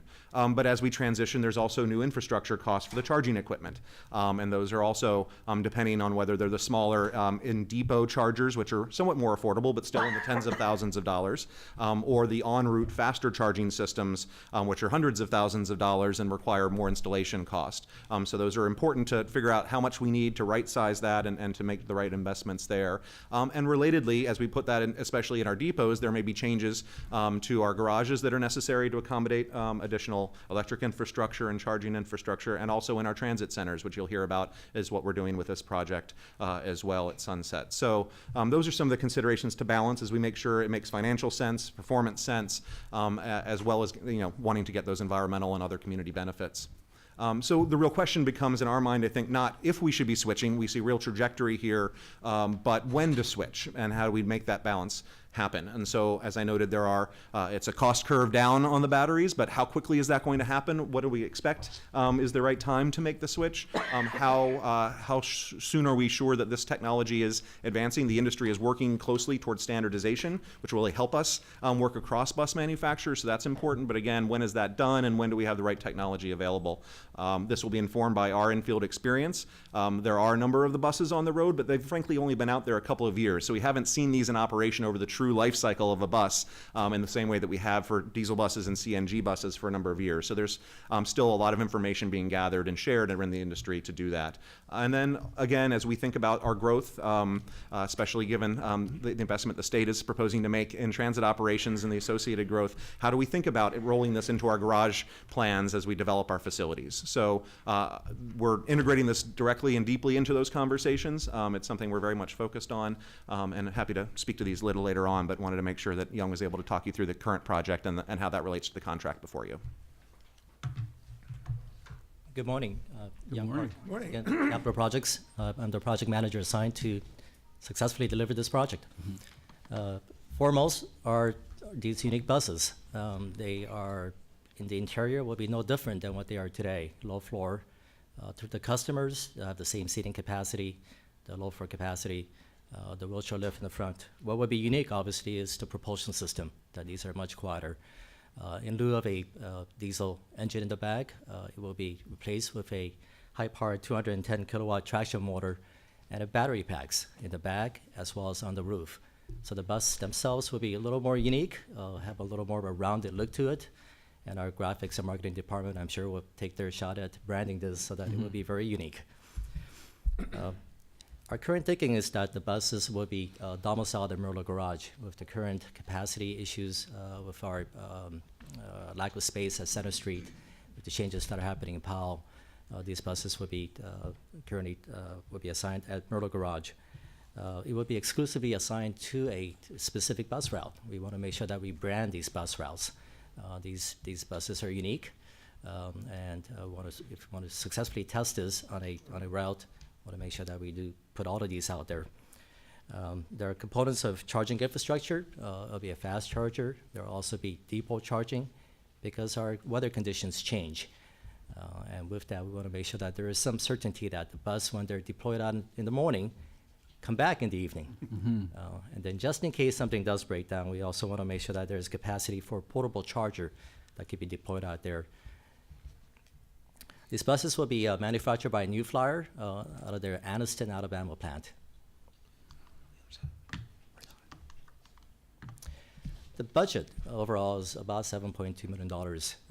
Today's resolution item 6, approval for purchase of buses and charging infrastructure. There are components that are built in that will be obviously identified for the actual physical hardware and the design, engineering, and installation of this charging equipment. Then there are also some consultants that will be helping us out to make sure that we successfully develop this project. And not but least foremost is also that contribution from PGE that Charlie will briefly talk about. The overall timeline, we are currently in the bus procurement and build process. Unlike the light rail trains, which may take 4 or 5 years, these buses are currently in the queue, and it will take probably about 9 months for them to get it built and get it delivered to TriMet. We will be testing these over the summer. At the same time and concurrently, we'll make sure that all the infrastructure hardware is in place. It doesn't do us any good to have buses if you don't have the ability to charge them. We'll make sure that they operate, and we successfully test this over the summer. And our goal is to implement this when we're ready in the fall, late fall of 2018. We went through an extensive criteria process to identify which route should we pick as our prototype and demonstration. We wanted to assure that these buses are out most of the time, 7 days a week, that they operate in frequent service, that carry in excess of 1,500 daily boardings, and it's a route that is relatively long. So these are all unique challenges that Eric briefly talked about. We want to make sure that we truly test these out in a live environment. So weighing these 23 bus lines that are currently deployed out of Myrtle Garage, we identified line 62 as our route that will be implemented. It's a route that starts at Sunset Transit Center and goes down some fairly busy corridors in the Washington County area. Through Murray, through Shoals Ferry, and over that long hill that climbs over Murray, heading down towards Washington Square. It serves 2 transit centers, at Sunset Transit Center and at Washington Square Transit Center. It connects to 7 bus routes along the way. So once again, it's actually a route that is very visible and could definitely be quite attractive. It will be domiciled while it's laying over at Sunset Transit Center. So basically, what we need to do is to make sure that there is a charging infrastructure that's built in there. Unlike fossil fuel, battery capacity on buses are somewhat unique. There's the top end of the power, and then the lower end of the power. Just like your cell phones, it never uses that 100% capacity of your battery. It's sort of always in that range of 90%. And as you know, when your cell phone starts depleting batteries, that last 20% goes really quickly. And it's sort of the same case in the case of these battery electric buses. We do not want to be in that 20% range, because that's going to be assured that the buses have software in there that it may not even operate when it hits that 20%. So we want to make sure that that power band that's operating throughout the day is always in that 90% to about the 30% at the range at the lower case. So once you sort of look at that battery health and that operating range, you'll see that that 200 kilowatts that's currently spec'd in our buses goes down to about 140 kilowatt hours of actual usage power. When you divide that by about 2 kilowatt hours that's required to operate a bus for a mile service, now that range is about 70 miles. So obviously when a bus pulls out all day, well, it definitely needs a lot more than 70 miles before it comes back. So this is just a snapshot of a one block of service. The bus that pulls out in the morning, when it goes to Sunset Transit Center, where you can see that power band of the battery going back up to 90%. And as it's making that round trip back and forth from Sunset Transit Center back to Washington Square and back to Sunset, sort of that power band and how it dips. About 9 months out of the year, we're okay with this configuration. But when it starts getting cold and when the heater is on, that's when we are getting closer and closer to that 20% bar. In order for us to assure that there is adequate power, we want to make sure that there is actually plug-in charging capacity at Myrtle Garage, so that the buses are leaving the garage at 90% power. So the next step is to make sure that we actually get a fast charger. And what we have identified is that we're providing 450 kilowatt hours of power. What that means is that in 6 minutes, from say 30%, you could almost get up to 90% very quickly. So there's a lot of power that's drawn to quickly charge up the batteries, and that get that bus back in that curve that we need in order to make the round trip. This equipment is supplied by Siemens, the same folks who actually supply our trains and our propulsion. It is basically very similar in that concept. It is a pantograph that drops down and touches the bus. So there are really no moving parts inside the bus other than the batteries and the traction motor. We want to make sure that this equipment then gets installed at Sunset.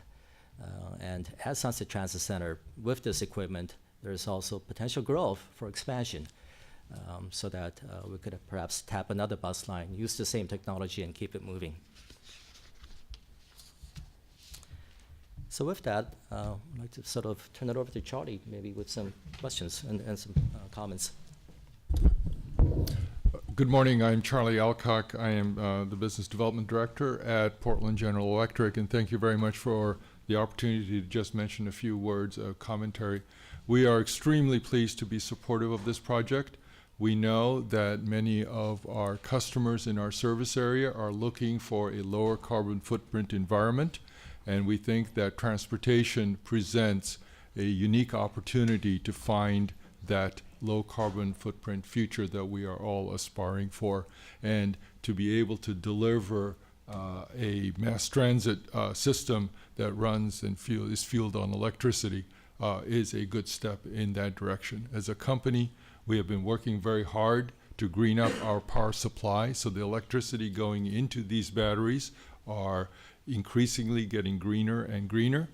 So that is our commitment. We will continue to work in that direction, and hopefully over time we will definitely meet the standards that have been set out under state law to get to that point. There was a lot of conversations between Eric and Young about the charging, and that's where our interest comes in. We think this, we commend the leadership that TriMet is moving forward with this. We have been watching the electric bus space at the national, with our National Trade Association. We have seen dramatic improvements in the battery technology and in the charging technology. We want to be sure that we fully understand what the charging of these buses, both on the route and in the depot, are going to have in terms of impacts to our system. We don't think there are going to be any problems, but we want to understand that. So this opportunity where we can defray some of the charger expenses gives TriMet a chance to run the 5th bus, so you have a full route that is fully electric, starts to form a great partnership for continued learning. And we are committed to the 10-year span of this project to learn together, because we think that based on what we learn together, we can do other projects down the road, whether they are smart charging of the batteries. When you start to think about 200 buses at a depot at some point in the future, and I know Neil is smiling because we've talked about this in the past, but if we can envision that kind of a future, we need to do this homework now. And we look forward to a very strong partnership with TriMet on the electric bus side, in addition to what we have been doing on the light rail side. So thank you very much. Thank you, Charlie, and welcome. Good to see you. Dr. Simmons. I have a couple questions. One on the procurement of the buses. Has TriMet ever looked at other transit agencies that are in the same stage that we are and done a group purchase so that we could get a better price on the buses? I'll start on that, and and then Young can speak to this. So as Neil mentioned earlier, this pilot is particularly funded under FTA's low and no emission deployment program, and so there was a specific opportunity where we had to individually sort of go in as a team. You're describing opportunities that do exist. In fact, Oregon DOT and Washington DOT have a joint purchasing agreement, and there are electric buses on there, so we very much have looked at that and understand our options there. So I think for maybe future purchases, that's an opportunity. Certainly, as you note, scale can help reduce those costs, and so we monitor the contracts that are going out there to see sort of how those price points change, and I was having conversations with the manufacturers about some of that just at the conference. So absolutely, we look to that, and I'll just speak to that maybe briefly as well, because we've, in terms of the learning and that partnership, we are waiting hopeful notification from FTA about another grant called the Zero Grant Program, which is to form a research consortium to specifically address the issues about scaling this up, because FTA also recognizes this is a potentially major new power demand in concentrated areas on the system, and those utility partnerships need to happen. So PGE applied with us, as well as similar utility and transit agency partners from New York, Chicago, Seattle, and other leading regions in this area. So we're working with CTE, the Center for Transportation and the Environment, is applied for the consortium because it was intended for nonprofit groups like themselves that do this research, and they are our project partners on this as well, our consultants. So we're waiting that as a way to start to really dig into this homework that Charlie said. So again, that's where we can learn more, and then potentially out of that, I think, build purchasing partnerships that you mentioned as well. If I may just, this new flyer grant is also has been awarded to a number of other transit agencies, including Utah Transit, including New York City. For example, this traction motor that we have specified is based on hill test climbs that we tested at Utah. Make sure that they actually had a prototype bus out there going climbing the hills. Wanted to make sure that we actually buy those same type of buses so that our buses could indeed operate through all unique conditions here in Portland. Right. The second question I have has to do with the fast charging at the Sunset Center. Will riders be on the buses during the charging? Yes. And there's, they've been working very closely with all the associated safety standards with UL and others. So this is something that is very safe. It's happening currently out there, and you're not hearing daily of the issues. It is also intended to occur at layover. So often, the doors can be closed, but I think we feel very confident that, and we see in operation globally instances where that's the case. Okay. And we'll go through a very thorough safety certification process, as we always do before we put new equipment into it. So we'll be doubly sure of all of that. Doubly insulated, I guess. Mm-hmm. Director Prosser. I was also going to ask about the people on the bus during charging. Would people be able to board and deboard during charging? I think we anticipate that, Young, if you'd like to. Yes, it will be no different. While the bus is almost out of Sunset Transit Center, the charging infrastructure comes down. When it charges to the capacity that the bus computer is noted, it will just basically go back up, and it will no longer be charging. So it'll just be sitting there dwelling like any typical bus. And did I hear that the en-route charging would be 6 minutes? Our bus layover at is Sunset Transit Center has breaks between 6 minutes to up to 20 minutes. Okay. So it could quickly charge at that lower scale. Okay. And obviously, it'll take about 6 minutes to sort of fully charge up that battery. Okay. And then finally, what is the life of these batteries? So the batteries currently in our procurement has a base warranty of 6 years. And that's generally considered the mid-life change. What we have negotiated is a very favorable warranty that would extend that battery for another 6 years. So we would like, and I think our manufacturer are claiming that in 12 years, this battery pack that would be on the bus for the life of the bus will operate reliably. Okay. And is it easy to swap out old batteries for new batteries, or is that a real involved process? We believe it is, and we'll obviously, when the bus starts coming, we'll make sure that there is a full-blown training curriculum. Okay. Yeah, the swap out is not difficult. They're sort of packs. They just sort of pull in and pull out. And even if there were issues with that, they could replace elements of the battery pack if they needed to as well. Okay. Thank you. Yep. Director Esmond? Excuse me. I don't have a question as much as a statement. Damn it. Excuse me. In full disclosure, I've worked with PGE over the years on charging on cars, level 2, level 3. I have found them to be a great partner, great to work with. If we had problems with our systems, a phone call would take care of things. So I really am encouraged that the utilities are utility is stepping up, because there's a future here for all of us. Of course, I'm still in the electron business, so I'm very happy to see this. And are they going to need any special education to install, Charlie? Do you know? If so, let me know. We can set up a program at our training center and take care of that. Director Bell? I have a question. So this is, of course, a demonstration project because the technology is still developing, and you mentioned, standardization in the industry and so on. Has anyone projected when they think this will be a mature market and will be kind of past this demonstration point?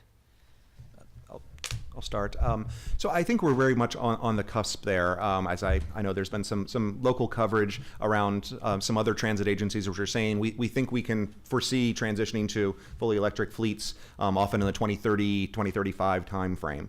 And so we are looking very closely at their analyses to understand how they got there. I will note that if you read the fine print, they all say, as long as the battery costs keep coming down and the technology performs to our expectations. So even those agencies making those proclamations understand that the same balancing act that we're engaged in. But I think right now the battery technology is improving quite a bit. We're very happy that we've gotten this 12-year extended warranty. We're starting to hear from the manufacturers that they might start to offer that as standard because they believe the battery technology is getting there. So we got, again, an excellent price on that. But I think we're right there at that tipping point. And so I think a few more years of these projects being in the field will build that confidence, that in-field experience I referenced earlier, so that we can then feel like we can start to step this in. So I think we're interested in looking at that and making a similar analysis in the near term so that we can understand what we think that long-term trajectory would look like. And we'll certainly be working with our utility and, as I mentioned, hopefully under that FTA grant with other partners to be informed as best we can in that decision. I would say you're right. It's a relatively immature market right now. Eric, how many electric buses roughly? So, I mean, there's maybe about 80 to 100 on the road right now in the U.S. So you begin to think about that compared to, for example, even our fleet, which is starting to approach 700 buses. You begin to see how small the number of experiences are. So efforts like this are really important to begin to gain experience. And I'd also just note the other question for us is one of sort of internal processes as well. You mentioned about the maintenance side, but there's sort of a ballet that goes on every night to prepare a bus for service. And so how does that change in this charged environment, so to speak? So there's a lot for us to think about in terms of business processes and as well as the technology and this will, again, a little bit more than our toe, perhaps our whole foot is being sort of stepping in the water. That's a bad analogy with electricity. But nonetheless, we're beginning to learn something more along the way.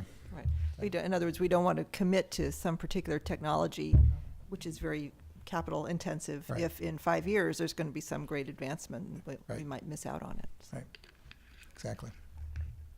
A couple of quick questions that I have. One is we've actually had some test electric buses in the past. Those were more hybrid electric buses. These would be the first fully electrified with just all the batteries on board. Those continue to have diesel, which would power the electric traction motors. All right. And do we have any hybrids? We do in our fleet? have hybrids. So?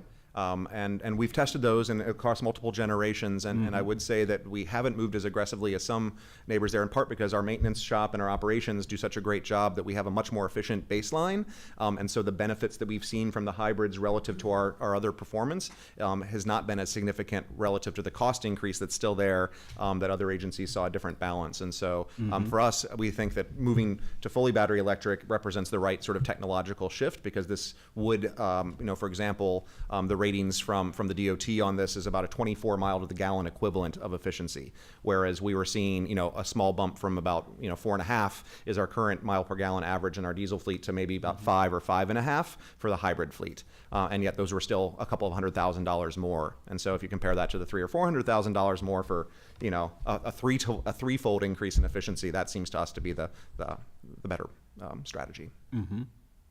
And also, similar to Director Bauman's question, I mean, we're seeing, you know, electric vehicles make quite the jump on the actual consumer side. So, I mean, I know that the consumer vehicle and what we have here with our buses is it's a big jump to get to the bus and talk about all the things that they face on a daily basis.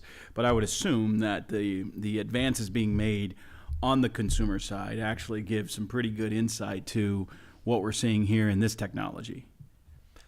I think that's fair, and I'd invite Charlie from his perspective if he had anything to share too. But no, absolutely, there are some parallels. As we noted, there are some very different operating requirements. Mm-hmm. The size of the batteries, the size and scale of the charging infrastructure are fundamentally different as well, I would note. So there are some transferable lessons, but we're sort of needing to invent this space ourselves. I mean, and some of the larger garage facilities, honestly, I was looking yesterday at some slides where the demand could be as much as a skyscraper. And so this takes some different thinking than, you know, a quick plug-in, which you can do with a cord at home at night if you wanted to.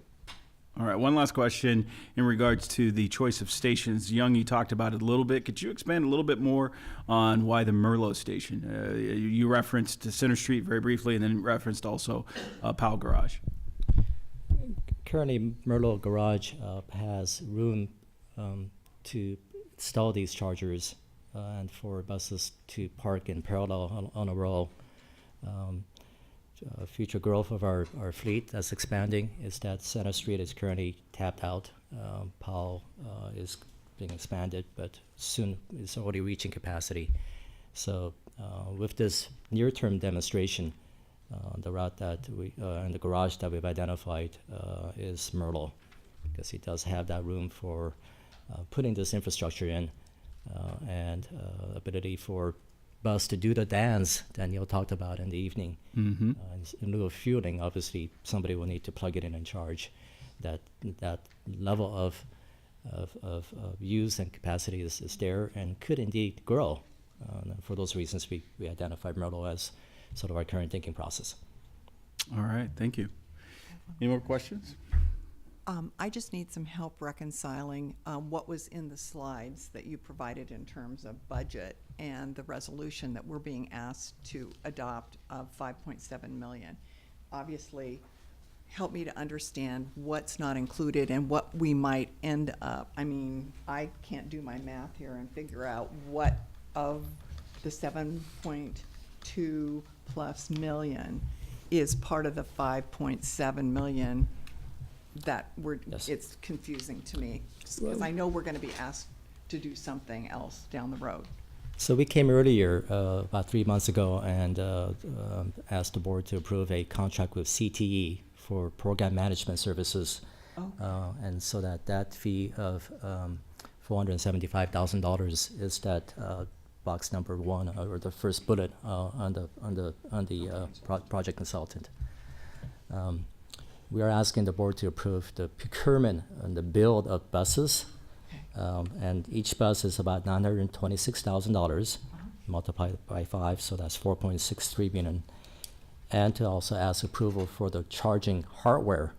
So those components are the fast charger, the depot chargers at Merlot, and then the portable charger. And those three numbers equate to $1.07 million. So you add the two, and it's a request to not to exceed $5.7 million. Okay, that's helpful. Thank you.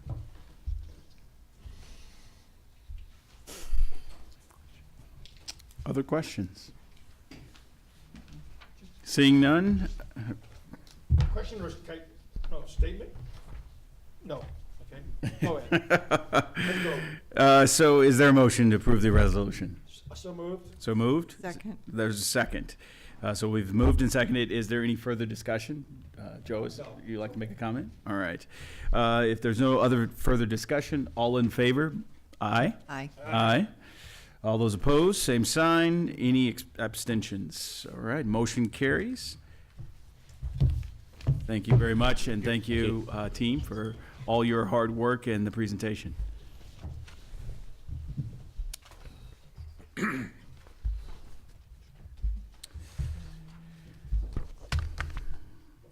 next resolution is 1703-24. Resolution 1706-08-65, authorizing a contract with Southwest Transit Partners, LLC, for transit design services as part of the project development phase of design for the Southwest Corridor Transit Project. Mr. Board President, members of the board, again, what I want to do is just very briefly review the procurement here. This is actually for engineering design services for the Southwest Corridor Project. And it really speaks to two phases of work. The first phase is really starting about now through spring of next year, where the consulting team together with the various staff will be working to develop the locally preferred alternative.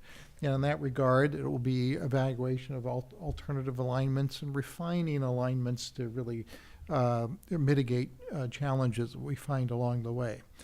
The second phase of work would be after the locally preferred alternative is selected, and we have one line that runs from beginning to end. And at that point in time, the challenge will be to move the design up to what we generally call a 30% level, which is required before we would submit a grant application to the Federal Transit Administration. This is a big engineering contract. It's a big work. It's a large corridor. It has a lot of challenges, topographic and otherwise, traffic, as well as utility sorts of challenges. And so we needed a team with a lot of different expertise represented. In regard to that, we actually submitted to the marketplace a request for proposals. That was, we had pre-bid meetings, a lot of energy and a lot of attention. At the end of the day, however, we received one proposal, which was a joint venture between three firms that we have worked with historically, very successfully. That comes under the heading of Southwest Transit Partners. I think this is actually something that you see in a lot of marketplaces where we're looking for a great variety of expertise under one umbrella, under one management structure, and this is a way to bring that together. As you know, these professional services contracts are subject to the Brooks Act, which means that we do the procurement based on the professional qualifications and then negotiate a financial proposal afterwards. Obviously, that was a little different given that there was one proposal, but I would say that we still had a selection committee meet, review the qualifications of the team, make sure that they were of a high quality nature, and indeed go through and score the proposal against the criteria that were listed in the request for proposal. And as your staff report notes, the finding was that it was a very qualified team that was put together for this contract. Again, the resolution would authorize the contract in an amount not to exceed $6.5 million. And again, really two phases of work. The work for this fiscal year that supports the locally preferred alternative process is included in our budget for this year. And that is supported in kind by intergovernmental agreement that we have with Metro for Metropolitan Transportation Improvement dollars, or MTIP dollars, that support the overall project development effort. And then the second phase of work would be primarily in the next fiscal year. And right now, of course, the authorization of that second phase of work would be subject to funding availability. We do know that we will be working with Metro and our other partners to arrange for the funding of that second phase of work over the year ahead. So with that, I'd be happy to answer any questions you have, but certainly recommend approval. I know Steve Witter is here. I also know representatives from the firms involved are here as well if there are questions that any of you may have. I might add, and since it is a frequent topic of concern expressed by the board, there is a strong disadvantaged business component to the proposal as well, with 20% participation anticipated. Again, happy to answer any questions. All right, thank you, Neil. I actually have one quick correction. I said 2 resolution numbers. I had 2 resolutions written down, but it's specifically for the record, Resolution 17-08-65, singularly. Any questions from the board? Yeah, sure. Director Esmond. Can anybody hypothesize or take a guess why we only had one bid? Well, as a matter of fact, I didn't hypothesize, I actually asked the participants. And it really comes down to 2 things, and actually there are individuals here who could speak to this probably more eloquently than I do. But again, we're looking for a wide range of engineering expertise. Not one firm could supply all of that. So the question is, how do they arrange themselves to actually group together to provide the different expertise the different firms have different strengths in? And so this was a preferred formula for doing that. And I also just note, I think this is also a way for the marketplace acts. It's a very busy market for light rail engineering, particularly in the West Coast. If you begin to look at the expansion programs in Seattle and Los Angeles, there's a lot of competition. I think when the 3 firms joined together who were strong in our marketplace for good reasons, they've done a lot of great work for us in the past, I think other firms said, well, we'll go elsewhere because there is lots of work elsewhere. So I think those 2 factors together really created the situation where we received one. But I'm very pleased it's a very qualified. Yeah, I don't question that. I know, okay, it's a busy marketplace and nobody wants to throw a bid at it. So, okay. One other one. Would this involve the pre-planning for low-income housing and TED? TOD. Peripherally, but I would say this is more focused on the transportation infrastructure itself, Okay. the light rail alignment and the stations and the roads and the configurations of the retaining walls and structures. Metro has a parallel effort underway, which is funded by an FTA grant, actually, augmented by an FTA grant, to do the planning that you're talking about. So that's an integral part of the overall Southwest Corridor effort, not necessarily the focus of this work. Other question? I've got a quick question in regards to the Brooks Act. I know when we procure specific services in the space for architectural engineering, we can't look at it from a price perspective, but we have to look at it from a qualifications perspective. And I can't recall, though, historically, I know we do it more so when we're looking at the construction side of things, in some other situations when we're doing procurement, where we have that independent cost estimate. Are we able to do that in a situation like this, where we just have that situation where? We are, and I think also the good news in that is that we have a number of other contracts in other areas, so we know the cost of these types of services and can compare that. And indeed, we do put together an independent cost estimate when we do these comparisons. Okay, but at this point, we don't have that in regards to this specific item, because I don't recall seeing it anywhere. So I do believe that there was an independent cost estimate for the value of the services. Actually, we don't have an independent cost estimate. What we've done, Travis, members of the board, we will. And you're who? I'm sorry, my name is Steve Witter. I'm the Gotcha. Director of Capital Projects. Thanks. This will be a task order-based contract. So what we've done is we have sort of looked at the breadth of tasks. We've looked at the hourly rates of the individuals placed, and we've also looked at sort of profit and overhead that the firm is requesting. Those are the things we negotiated. We've used various tools in those negotiations. We've looked at sort of the overhead and profit rates that ODOT allows for a similar type of work. So we feel like we're in the sweet spot. But what we will do now is we will issue individual task orders. At that point, they will propose on those task orders. We will do that sort of cost estimate verification on a task order basis. What we're really doing here is we're saying the upper limit of that conglomeration of task orders will not exceed $6.5 million. All right. Okay, so thanks, Steve. Greatly appreciate that. So to go back to something that Neil just referenced, this sounds like a pretty complex procurement in that there's not a single firm that has all of the skill sets that we need to commence and get this project going forward.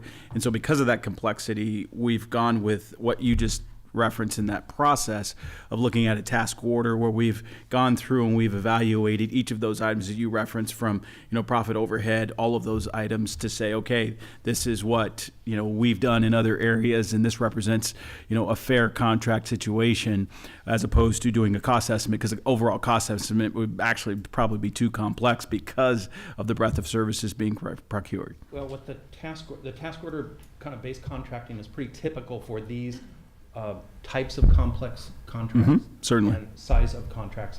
What it does is we may, through our investigations in the design, it's sort of an iterative process, we may discover something in task order 3 that then says we need to modify how we're going to approach task order 4, for instance. So what we're trying to do is maintain that kind of flexibility to address these complex issues as they arise. I hope that addressed your question. That does. Thank you. Any other questions from the board? Nope. All right, excellent. Thank you. Seeing none, is there a motion to approve the resolution 17-08-65? So moved. Second. We have a motion and a second. Is there any further discussion? Hearing and seeing none, all those in favor say aye. Aye. All those opposed, same sign. Any abstentions? Hearing none, motion carries. Thank you very much. Thank you, Steve.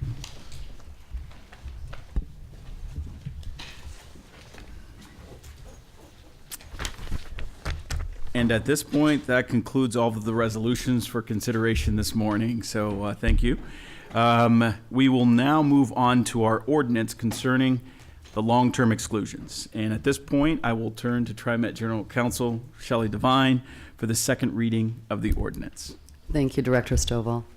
Ordinance number 346 of the Tri-County Metropolitan Transportation of District of Oregon, amending TriMet Code Chapter 28 concerning long-term exclusions from the TriMet system. This is the second reading. All right, thank you, Shelley. Are there any comments on this ordinance? I'm seeing we need to take a break. So we're able to do that at this point. All right, let's take a 5-minute break and return back in about 5 minutes.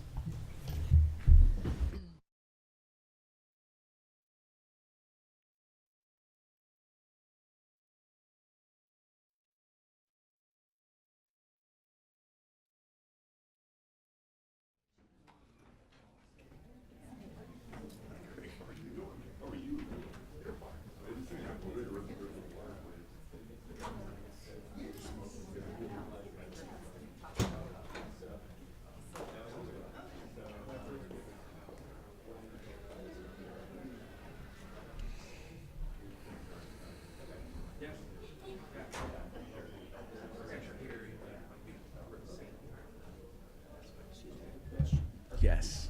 The man that was sitting there was talking was Mr. Kelsey, right? Mm-hmm.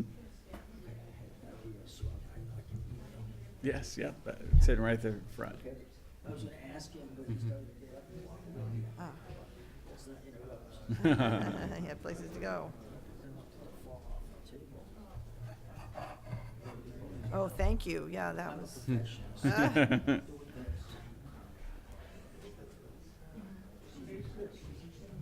Okay. Good job. I'm lumbering my way through it. All right, great.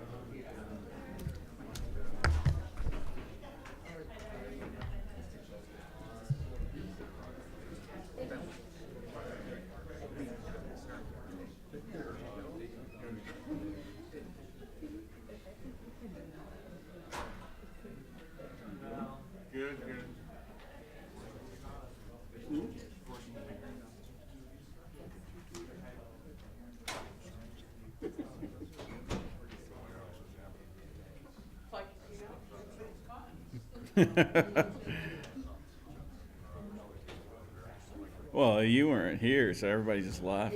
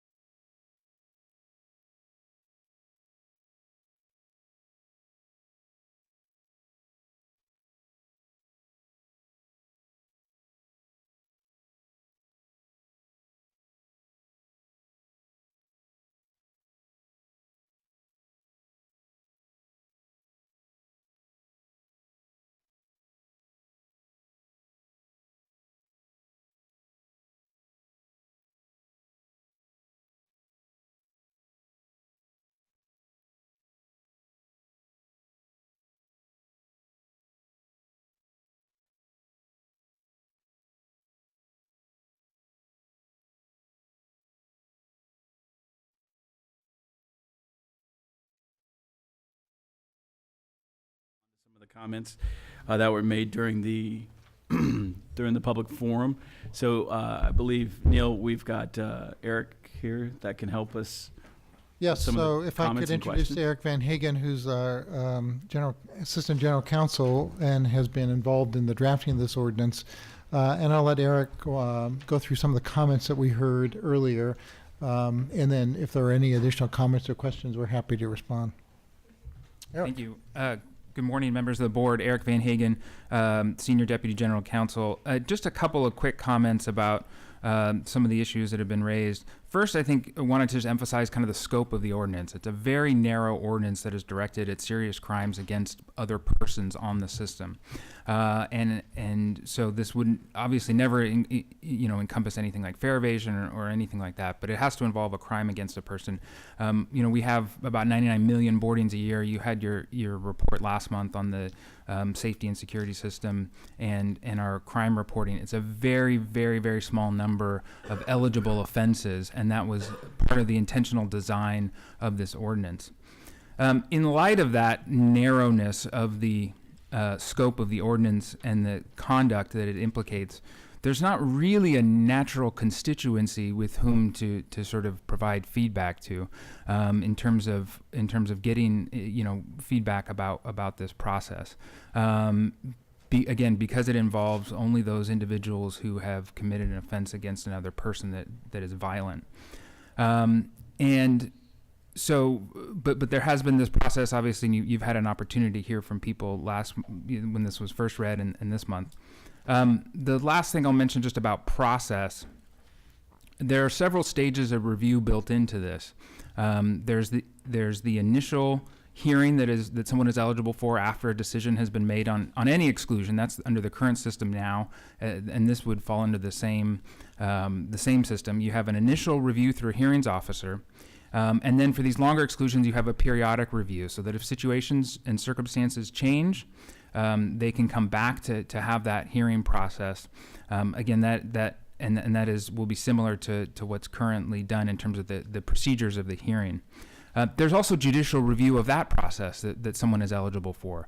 There's a process I've been involved with a few. It's called a writ of review, where someone can challenge what's known as a inferior decision of a tribunal or a quasi-judicial decision of a governmental body in Oregon. Can go to the circuit court. It's a bit of a precursor to the administrative law process and procedure that exists for judicial review, but it allows for review based on statutorily specified factors, including constitutionality and everything else. So there's that important judicial review layer that I don't think has been discussed as well.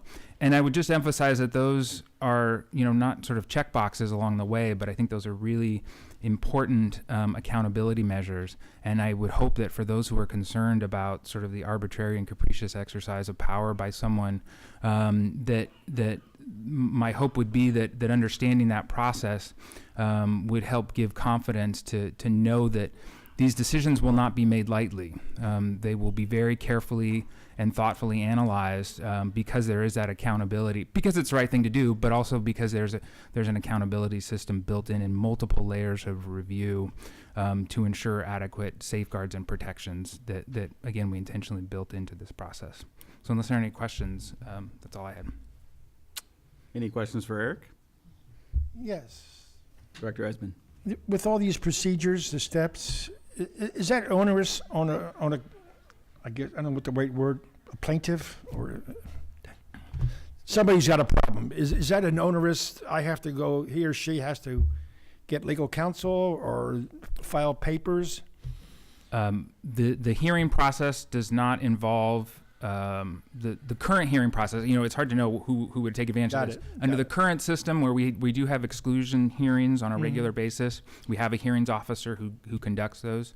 It's really up to the person, first of all, whether they want to have them. There are no, they have to make the request. They can do it over the phone. It's not, there are no applications or significant, they can come and make their case. They can do it orally. And explain their rationale. This process doesn't envision anything, I think, that is more than that. But if you're not used to, it's like me going to an engineering firm, start asking questions, and then it's over my head maybe. If you get my point. I mean, yeah. I may be stumbling through here, but I would say having the exclusion hearings I've been to a handful of them. They're pretty informal processes. There's a hearings officer.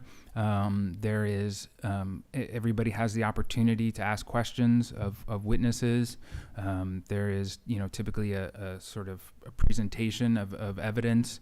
Again, the ones I've been to have been exclusions that are typically these are made in the field by either a TriMet employee or transit police. Mm-hmm. They would come and say what happened. I mean it's not unlike I would say a traffic kind of process that's less formal. The rules of evidence are relaxed, and I think the hearings officer, our present one that we've had for a while, very intentionally tries to make sure that people have that opportunity to be heard, and that's certainly part of our contract process with our hearings officer. Yeah. okay. Thanks. Thank you. Dr. Simmons. I think this gets to the point, one part of the point of what Joe was trying to make is when someone is cited, are they given in writing all of the steps of appeal that you refer to? So it's not like they have to sort of wonder what my options are available to me. Correct. Yes. In the present system right now, when you're issued an exclusion, the form on the back has all of the steps in the process. Once you request a hearing, then you get some additional information that tells you what to expect at the hearing and what the process would be. And I would assume we would do something very similar. Including some of those extra steps that you said in Oregon, particularly that if someone finds fault with the decision that was made. So is that also That is on the included? form that they get right now. It says you have a right to judicial review through a writ of review process in the Multnomah County Circuit Court. Yes. Thank you. All right. Any more questions specifically for Eric? Director Baldwin? This will just make more of a comment. It sounds like, similar to a process that some folks may be familiar with, where if you apply for unemployment benefits and you're turned down and you have an appeal right, and that's done in a very informal basis. You don't need a lawyer. You don't have to file pleadings and so on. And this sounds like a similar sort of user-friendly system for review. Yes, I would agree with that characterization based on my experience observing these hearings on a handful of occasions.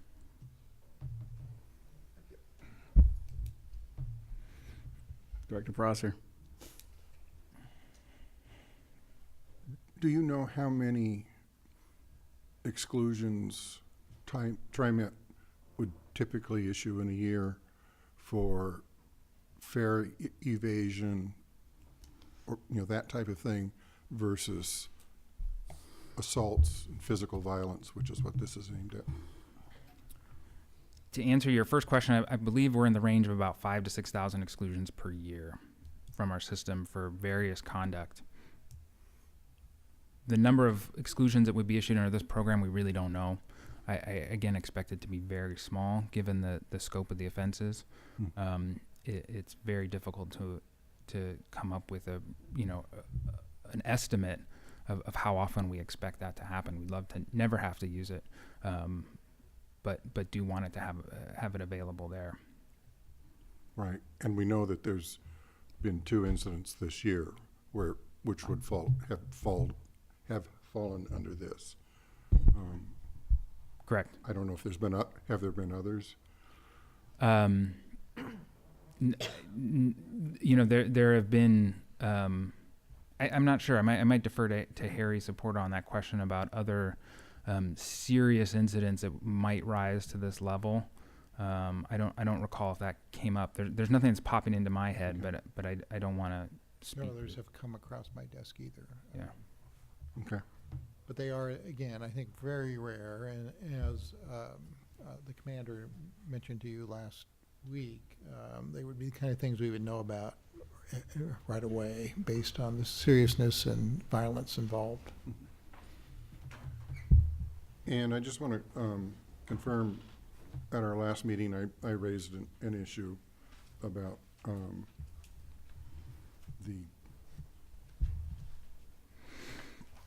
can't remember what we called it, the 6-day. The 10-day, yes. 10-day, yeah.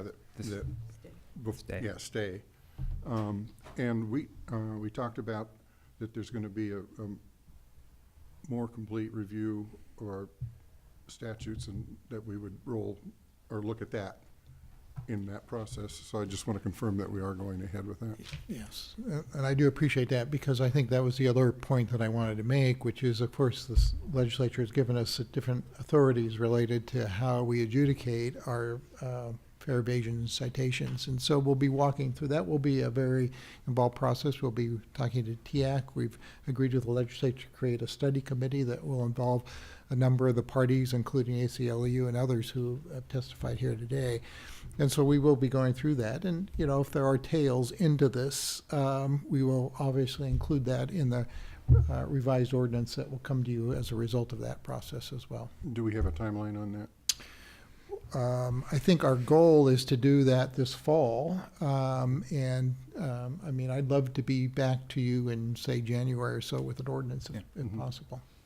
The effective date of the legislation, House Bill 2777, which has been referred to a couple times, is January 1st. So that legislation will be effective as of that date. So that would be as soon as possible. There's a lot to operationalize, some pretty major changes in how those are.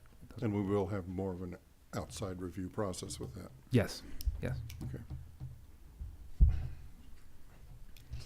All right, any more questions for Eric specifically?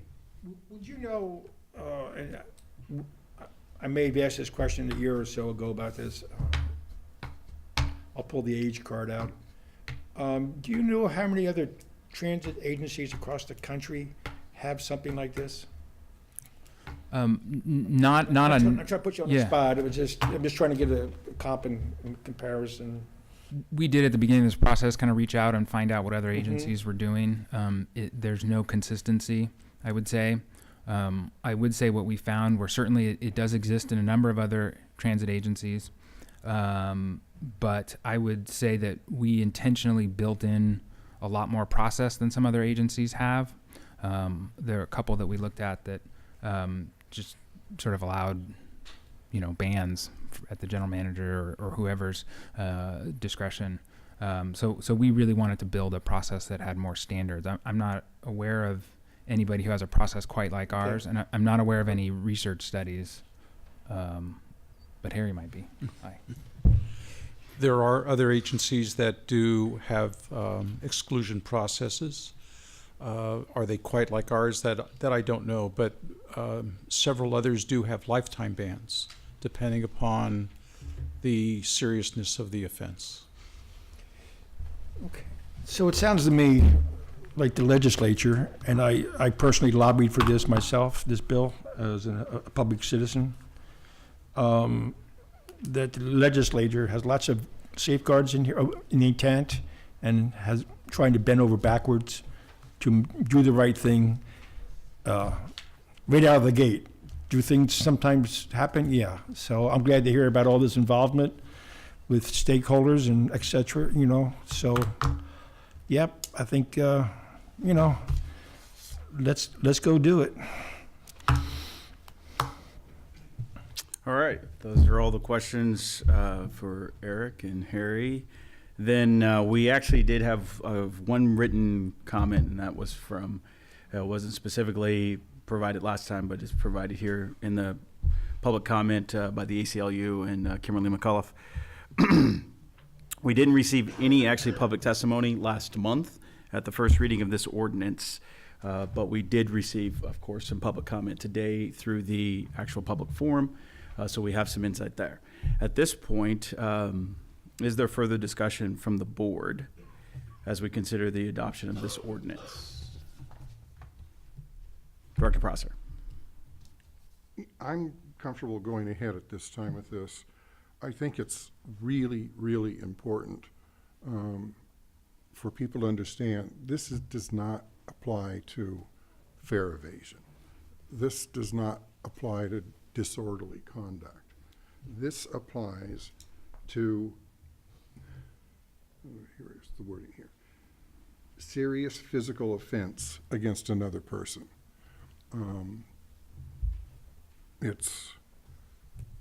I think it's important to have the ability to deal with issues such as that. And it could be repeat offenses, because we've certainly had experience with that over the last couple of years. So I think it's fair to move this forward. There were comments made this morning, concerns about investing too much power in the general manager. Again, I'm comfortable with leaving this authority with the general manager, but I would ask that at least until, well, I would ask that if the general manager ever does issue one of these exclusions, that he report that fact to the board. So it becomes public and we can, if necessary, explore circumstances. So hopefully that would alleviate some of those concerns. All right. Thank you, Director Prosser. Director Bauman? Right. I have just just 3 points. The first is reiterating that this would be extremely rarely used, and in fact, the individuals who would be subject to this type of exclusion would be presumably incarcerated if they've committed a serious offense. And so again, that rare instance where the individual is not incarcerated is where this may come into play. So this will be just an extraordinarily rarely used power, but an important one. And I think the system that's been created by the ordinance balances the protection of public safety against the rights of the individual who's being excluded, and that's in particular through the review mechanism. And my last point is that, again, we are going to be examining all of our enforcement mechanisms coming up these next few months, and so we're certainly not at the end of the process. And I think this is what we need to do right now to deal with this issue, and we'll certainly be re-examining in the next few months. Thank you. Dr. Simmons? I don't have anything further to say. Dr. Esmond? All right.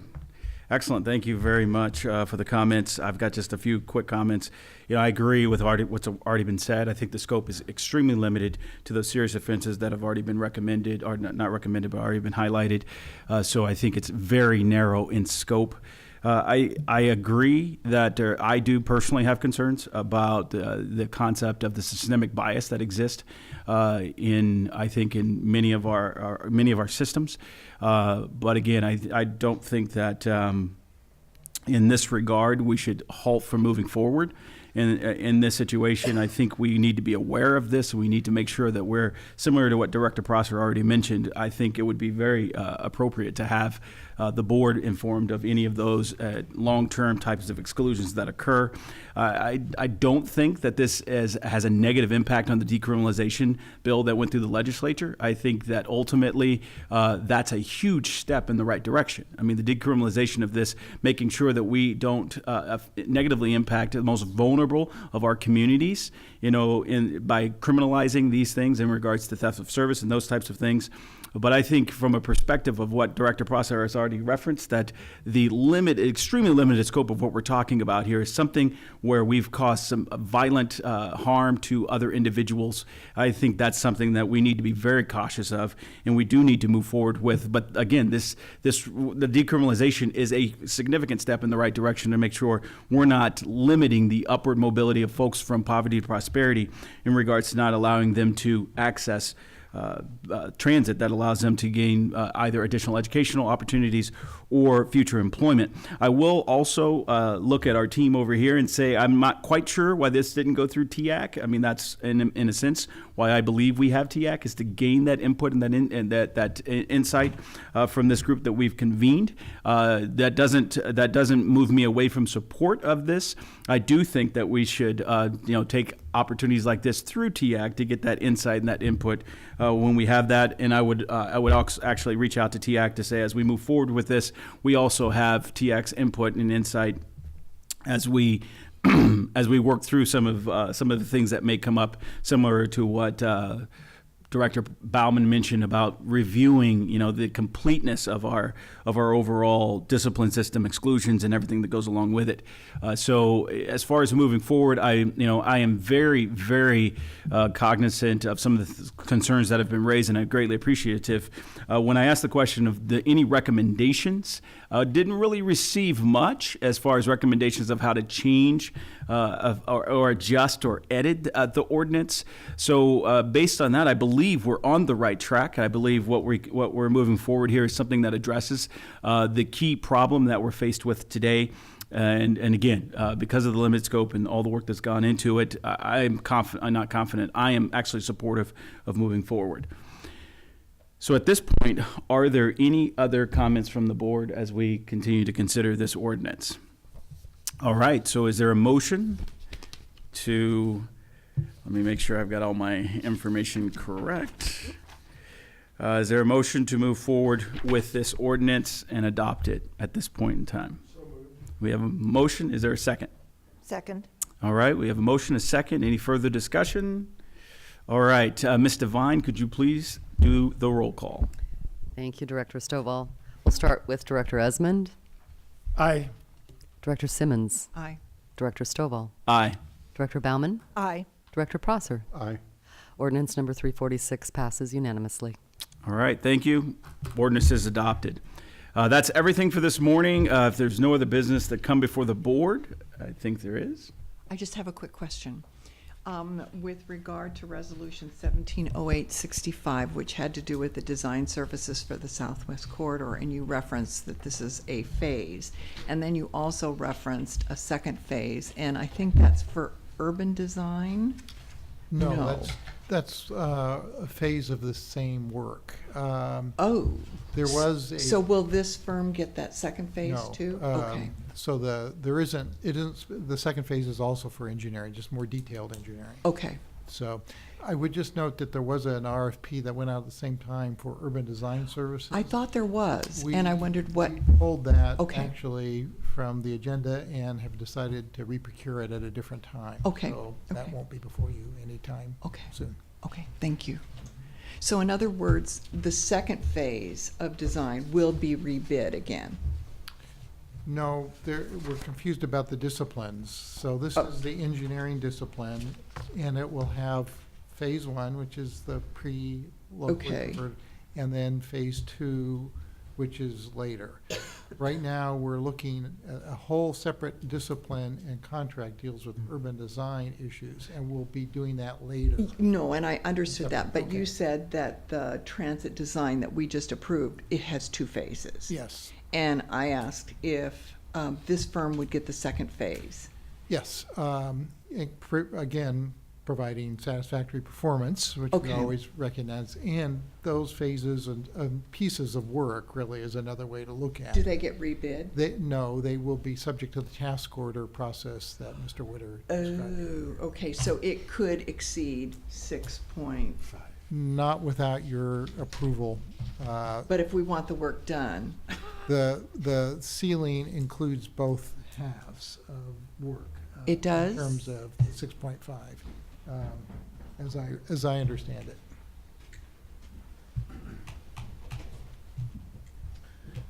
This is a little complicated.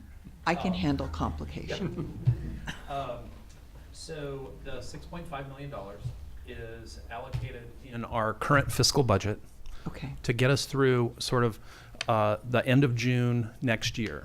okay, In that process, we will have completed the locally preferred alternative, right.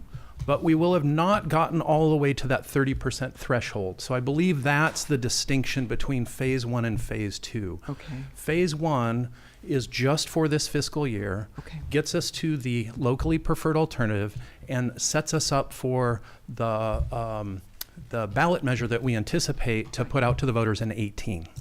You're exactly correct that we would come back here for the next fiscal year if the locally preferred alternative is approved and adopted, Right. and sort of complete out that remainder of the 30%.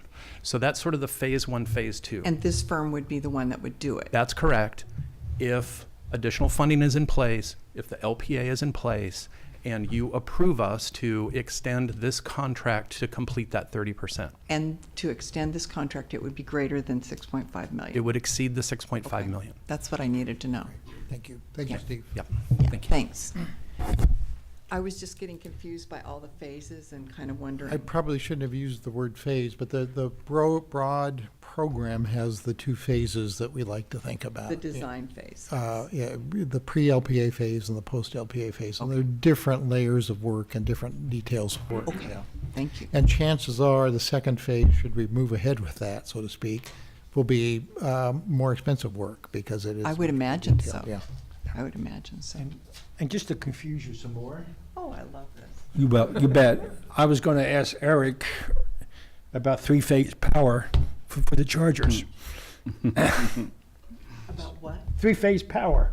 Oh, three-phase power. I'll tell you after a while. Oh, okay. All right. Are there any more comments or questions for the board? From the board. All right. Hearing none, I'll adjourn this portion of the business meeting for the TriMet board meeting in August, and we'll move into the board briefing. We actually already took our break, so hopefully we can continue on and start our briefing. So, Mr. Board President, maybe I can just introduce Eric Hesse and ask him to introduce members of his presentation team here. This is to provide you an update on the update, if you will, of the Regional Transportation Plan, which is, of course, a document adopted ultimately by Metro, but also guides much of our program over time. We have a very collaborative program here, and we also have some additional information here on the concept of something we've called enhanced transit, and we'll have some updates on that as well. So Eric, perhaps you could Yes. first introduce your team, and then we'll go from there. Yes, thank you, Neil. Hello again, members of the board. So pleased to be back with you, in fact, in part due to your response, but also to make sure that you're aware of the process going on regionally around the Regional Transportation Plan and where that stands. We're at a place here where there's a bit of a juncture, and so we wanted to brief you on that. And so I have with me here Jamie Snook, who is leading the Regional Transit Strategy. You heard from her a few months ago as well. She's going to provide an update about that process and how it fits into the overall Regional Transportation Plan update. We're also joined today by Senior Transportation Planner at Portland Bureau of Transportation, April Bertelson, who I've been working closely with on the Enhanced Transit Corridors planning process, which she'll provide a briefing on. And then at the end, I'll speak to specifically the project list of capital projects that we're submitting into the RTP, which Jamie will sort of introduce that concept, but I just wanted to make you aware of those that we're submitting at this stage of the process. This is not a final list, but sort of the first cut is I'll address. Okay, so I'm going to go ahead and get started. So I'm going to talk about the regional transit strategy and give you a little bit of an introduction into the Regional Transportation Plan, the RTP. So the Regional Transit Strategy is really building a policy framework for prioritizing transit investments in the future, but it's also serving as the transit modal component of the RTP. And so the RTP really plays a fundamental role in helping prioritize transportation investments that help shape our community, as well as provide a way to coordinate and prioritize investments for future federally eligible funding. So we've been working really closely together as a region in developing a shared vision, and really the shared vision is making sure that we have an equitable economic and economy and maintaining the quality of life that we all want, as well as being safe, reliable, healthy, and affordable. So that's just giving you a flavor of where our vision is that we're trying to go with our regional transportation plan. So a lot of work has been done so far, but we're not done yet. And we're looking at, and we're on track to adopt the regional transportation plan by December of 2018. So we're moving forward quickly.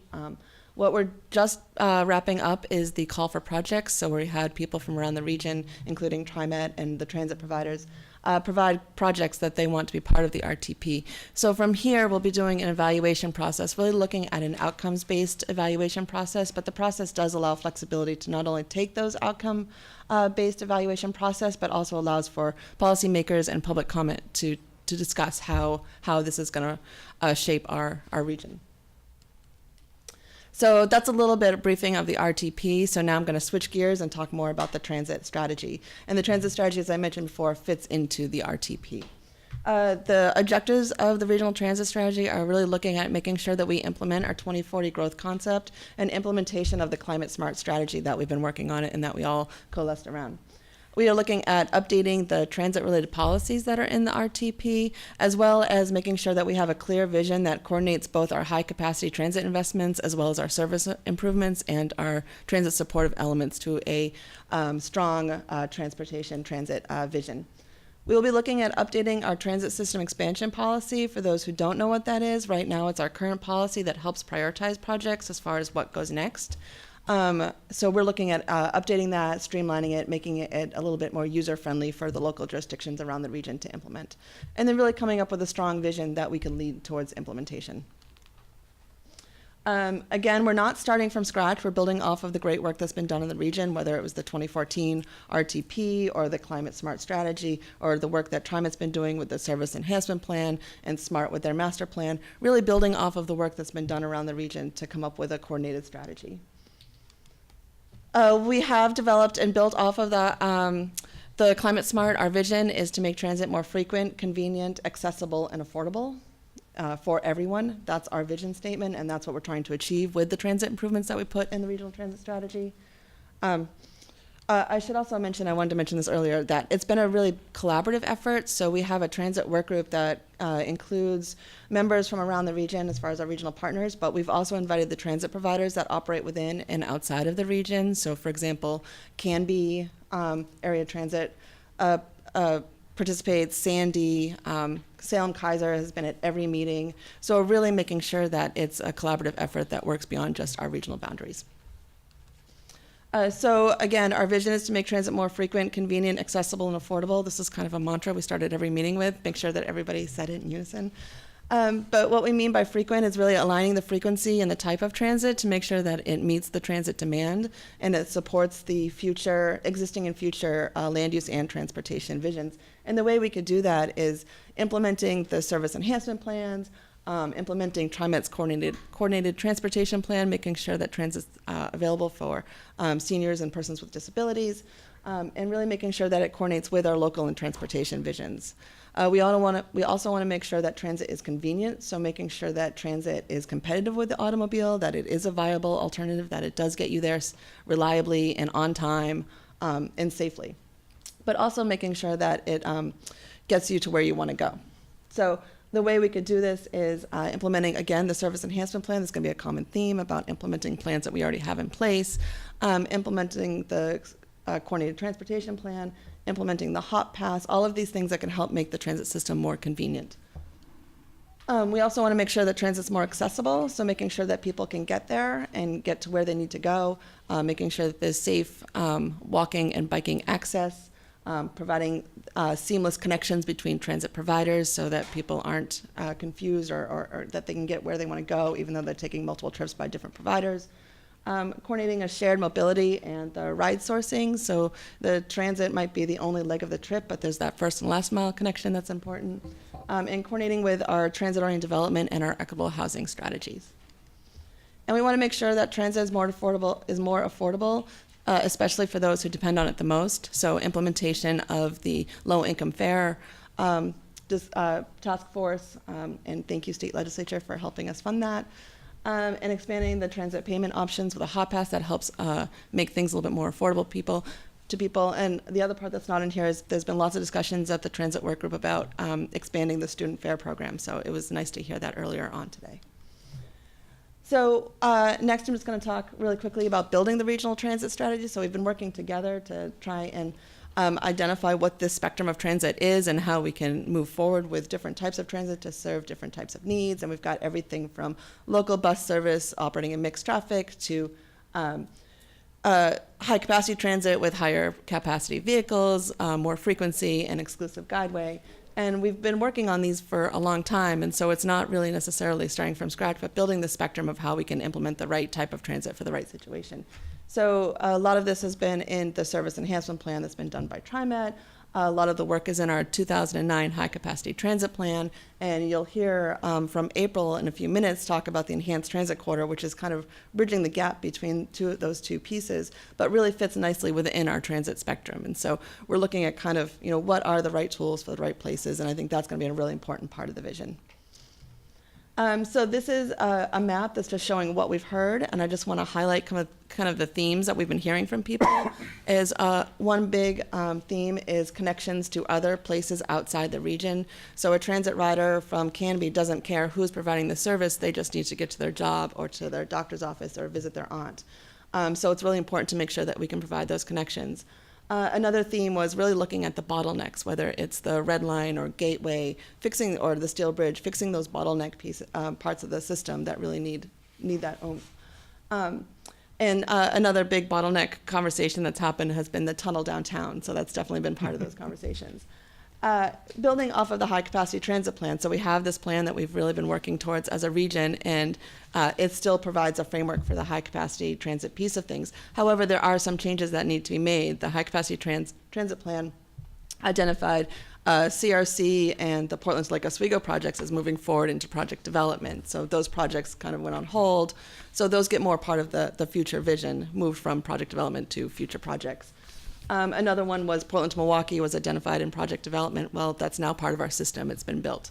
And then the other one was there was a high capacity transit connection that went from Gresham to Damascus. And with Damascus being disincorporated, it's no longer seen as a necessary high capacity transit type of connection. Excuse me, I want to jump in here. Have you engaged, what kind of groups have you engaged with? Is it all engineers to engineers or planners to planners, or are we reaching out to people like Opal, people like the Portland Business Alliance? Early on? No, we've mostly been just working with our regional partners because a lot of this work is not really new work. It's all kind of bringing together all of the hard work that's done before. So a lot of those conversations have already happened at those different venues. So we are working with our regional partners, which are a combination of planners and engineers and people who are working on the transit elements of their communities. We have been to TIAC and had conversations there. We've been giving presentations at our regional forums, and then again involving the transit providers. And Jamie, maybe I'll just note. I just want to emphasize that because seems to be a common theme sometimes. Sure. Great. I'll also just note. Right or wrong. Yeah. Working closely with the equity working group as part of the RTP that Metro's convened, and there are a number of community-based organizations there, and so we're presenting this information to them and making sure it works. And I'll also just note, this is a draft vision that's going to go as part of this evaluation process into public comment period, so even the combined vision we're pulling from existing plans is going to go there. So this is sort of pulling together what the jurisdictions are proposing they might want to try to fund. Yes, I'm asking. Yeah, so. Have you sat down with them face to face? Right. And there, not all of us spend time on the computer. Understood. Great. We'll be sure to do. Metro has a very extensive outreach plan as part of this RTP, and this will be an absolute element of that. Okay. Yeah. Thanks for the question. And lastly, another theme is, well, there's two more themes that I wanted to highlight, are the enhanced transit work that you're going to hear about in a minute is being incorporated into the regional transit strategy. And then there's some kind of new, the fuzzy blue lines are just kind of ideas that people have put out there as far as these could be future transit connections. We don't want to lose sight of the transit supportive elements. It's not just the transit system, but it's how you get there and what that system does for you. So really looking at the shared mobility component and that first and last mile, looking at technology and how technology can assist our transit system, and then the access to transit, making sure that there's safe walking and biking, but then also the plans and policies that can help support transit, like transit-oriented development, the equitable housing strategy, regional travel options, TISMO, all of those things that can help build our system. So now I'm going to jump from the building the transit vision, which is still, a work in progress, into the transit system expansion policy. I mentioned before that this was the policy that we have in place that helps prioritize capital investments, and these are really only for those FTA eligible projects. So if you want to build a project that is going to go through the FTA, New Start, Small Starts, Core Capacity process, that this is the policy that would help guide the prioritization of that.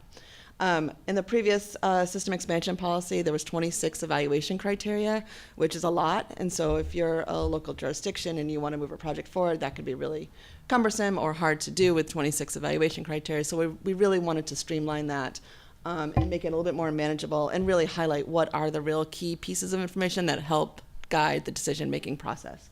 So we wanted to simplify the criteria. We wanted to ensure that there's local support for those projects before they move forward, and then really help it inform and guide that decision-making process.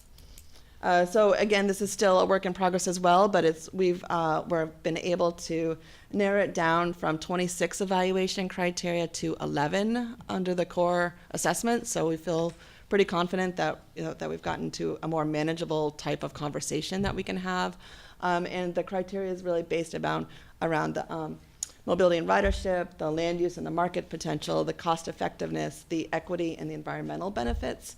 And then we have two that would be kind of a second phase part of this system expansion policy that really looks at kind of doing a mock FTA scoring, like how competitive would it be in the FTA world, and then making sure that those partnership and funding contributions have been set up a place, that there's money to help us go through the planning process, and that the local jurisdictions have done their due diligence in talking with the community-based organizations and setting up those conversations with the communities that would be most impacted or benefit ahead of time.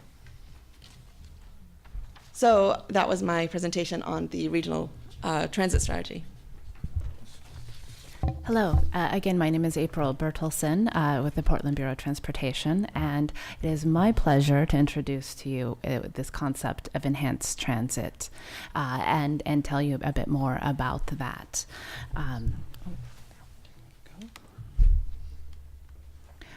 Generally, Portland and conversations with TriMet and Metro and others we have conceived that enhanced transit is really things that can help to make transit more frequent, reliable, and faster. And that would be achieved through moderate capital and operational investments that are flexible and context sensitive. We also hope that these can be deployed relatively quickly compared to larger capital transit investments, and that it's really shaped to the need. So it could be that it addresses a hot spot, maybe a bottleneck such as downtown, or a segment of a line along a corridor where there's a series of improvements, or that it could be addressing a full line, such as Division Transit, where that's a full line improvement, and that could be perhaps on the higher end of the scale. But really trying to shape it to the need and be nimble. We consider it to include both buses and streetcar. Currently, streetcar is deploying a number of the treatments that are in the toolbox for developing for enhanced transit. And it could be just working with the existing fleet on lines or future additions to the fleet, whether that be the articulated buses or hopefully electric someday. Excited about this development. And so to help us further define what is enhanced transit and how we can address the needs to achieve the goal, we've developed a toolbox with our consultant team. These icons along the bottom highlight some of those. And one of the handouts that I've provided, it gives you a summary of the different tools. I would want to highlight here that here I am from the city of Portland speaking to you, and that we are developing an enhanced transit corridors plan. We do believe that this is a tool for the region, and that we want to see it deployed elsewhere as well, and that we're really interdependent. A delay that happens in downtown trying to cross a bridge, for example, means that a line is late getting to our neighbors and cities next to us, and riders waiting there. So we are interdependent here. So a couple more visuals from our toolbox, some of the tools that we hope to deploy in places. perhaps highest benefit would be from dedicated bus lanes. And there are examples such as the Transit Mall or along the Tilcomb Bridge where we already have such things. Additionally, looking at business access and transit lanes where single occupant or where vehicles are able to access into the lane to make turns or access businesses, but then it's primarily for transit. Pro-time peak period only lanes. We have examples of these too, such as on Southeast Madison approaching the Hawthorne Bridge, where when it's most needed, it is for buses to pass by backup and congestion, or queue jumps using right turn lanes, another example. And as you can learn from other tools that are in the handout, as well as we have the full toolbox available on our website. Stop consolidation is certainly another tool, a transit signal priority, and more. We are really excited about the potential for what we can do in enhanced transit. And we think that this is an opportunity to build on partnerships that we already have with TriMet. And one prime example I would highlight is the 122nd Avenue partnership, where together with TriMet, making commitments over time to bring that line to, well, now the line 73 to full frequent service, we have made commitments to capital improvements for safety and access along 122nd Avenue to complement that. Streetcar is certainly another example of our partnerships, and we want to partner more with TriMet, and we want to help make transit better. And as to, well, why? And we do think we need to do more to support transit in Portland and the region. Using some of the data that TriMet has shared with us, we see that it is taking longer for buses to make the same trip. And that the transit speeds are slower. And that is in part because buses are getting stuck in congestion and traffic as well. And we want to do something to turn that around. Not only is that taking more resources for TriMet to deliver that service, it's also a delay to riders. And fundamentally, this is about the people on the bus getting places, whether that's getting to school or to work or to appointments. We know that in order for transit to be attractive, and it needs to be dependable and faster. And so we want to help on that front to help increase the ridership, to achieve our city goals as well, and support a comprehensive plan. There's also an equity component to this that is important to us, because we recognize that with the affordability challenges that our city is facing, more and more people are needing to live further from their work to find affordable housing. And so to the extent that we can make sure or do things to make a transit trip shorter for them, that is helping in our equity goals as well. So it also fits into our comprehensive plan policy. So to this end, we applied for a transportation growth management grant to develop an enhanced transit corridors plan, with a primary goal being to increase ridership, transit ridership, but also to improve the experience of current riders. All of this in support of our comprehensive plan and transportation system plan.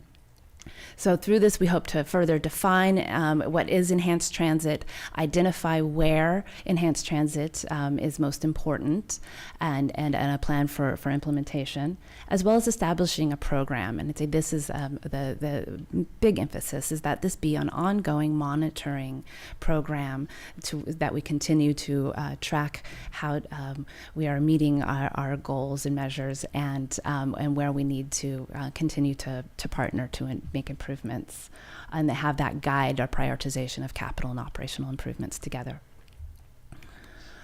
We've developed some initial criteria to help us identify where it may be most important to focus, and I'll just highlight these and point to the other handout that I provided that has more profile and description of these initial measures, as well as access to the website. These same handouts are available at the table outside on your way out. But the main themes are ridership, Reliability, that is, where is our buses being slowed down most during congestion. Transit speed, average throughout the day, where is the bus just generally slow. Dwell time, minutes, stops, as well as equity. And based on Portland's PBOT's racial equity plan, we focused in on 3 measures, and that includes where there's higher concentrations of people of color, low income, and households with limited English proficiency. In addition, we looked at growth. Where is there's forecasted increase in jobs and housing based on our 2035 comprehensive plan preferred growth scenario. We crunched a bunch of data and scored each of those measures, and then this map presented here is the total score. The handout you have identifies the individual scores for the different measures, but this is helping to guide us and where we think it's most important to focus. It's both shaped our conversations with TriMet about where we would partner and propose enhanced transit projects for the initial call for projects to the RTP, and will continue to shape those as the RTP advances. In addition, it helped us to identify a few places where we would focus a bit more closely with our consultant team to sample applying the toolbox and learn from that experience in different corridors, and come to appreciate some of the difficult trade-offs that may be involved in considerations for other modes in the context we're working in, but hopefully recommend some actions and investment plans for future development.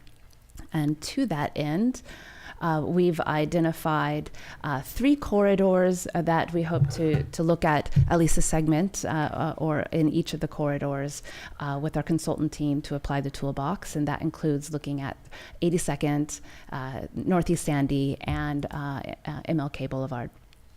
In addition, we've through other planning and projects that we have within the city of Portland, we identified 3 more locations we hope to integrate looking at enhanced transit, and that includes 122nd Avenue, Outer Stark, and the Central City, where we have a multimodal project underway.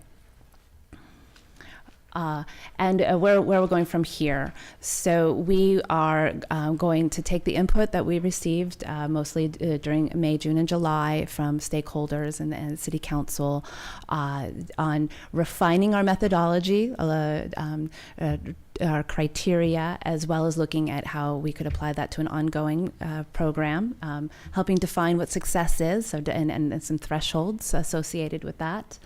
And then have some more public outreach in the fall to get input on what we've come up with.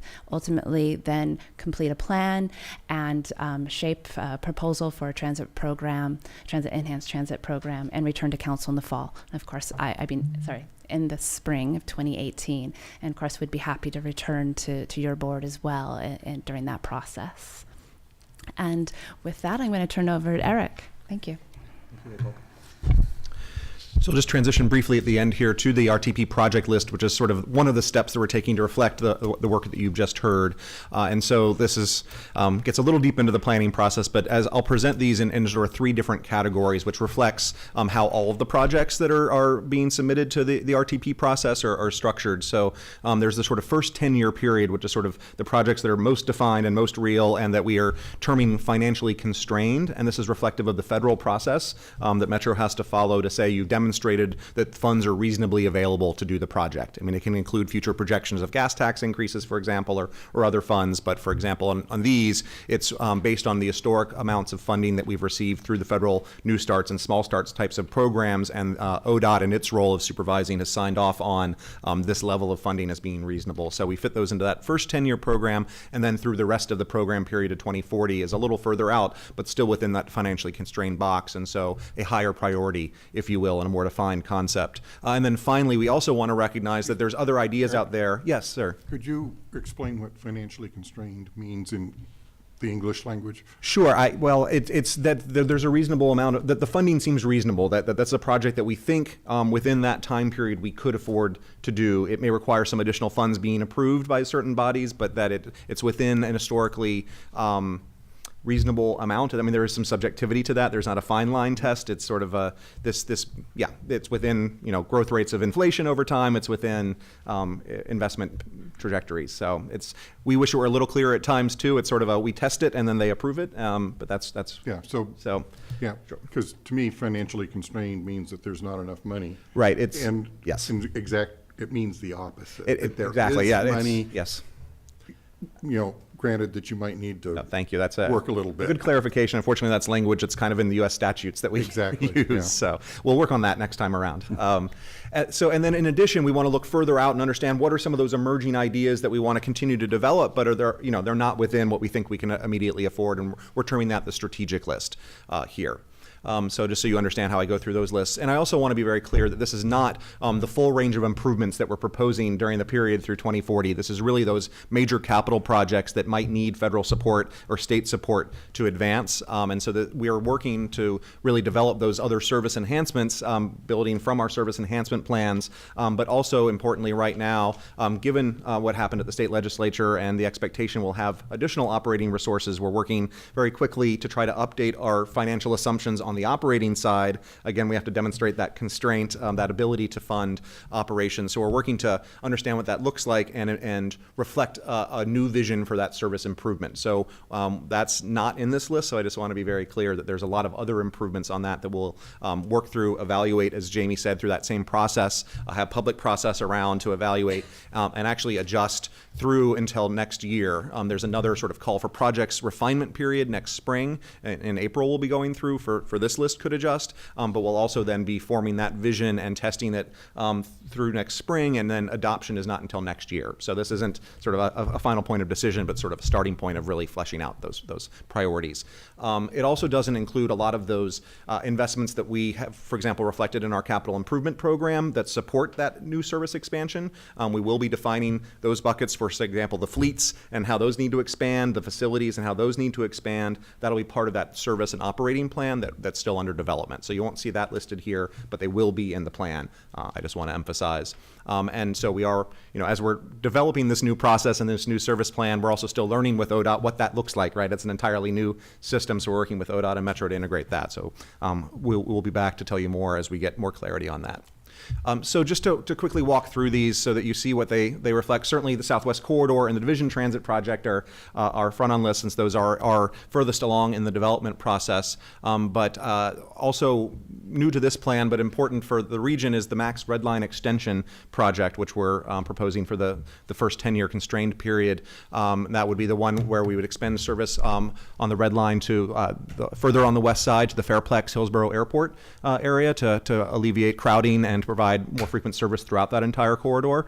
It also importantly benefits the entire system's speed and reliability by making improvements at the Gateway facility and doing double tracking there to allow for tighter schedule integration, as well as at the airport, where double tracking will also enable that to not cascade delay throughout the system as much as can occasionally happen today when things get behind schedule. So that's a new project that we've been building regional support around and are looking to advance as quickly as we can through the federal and regional process. So that's one new concept to highlight.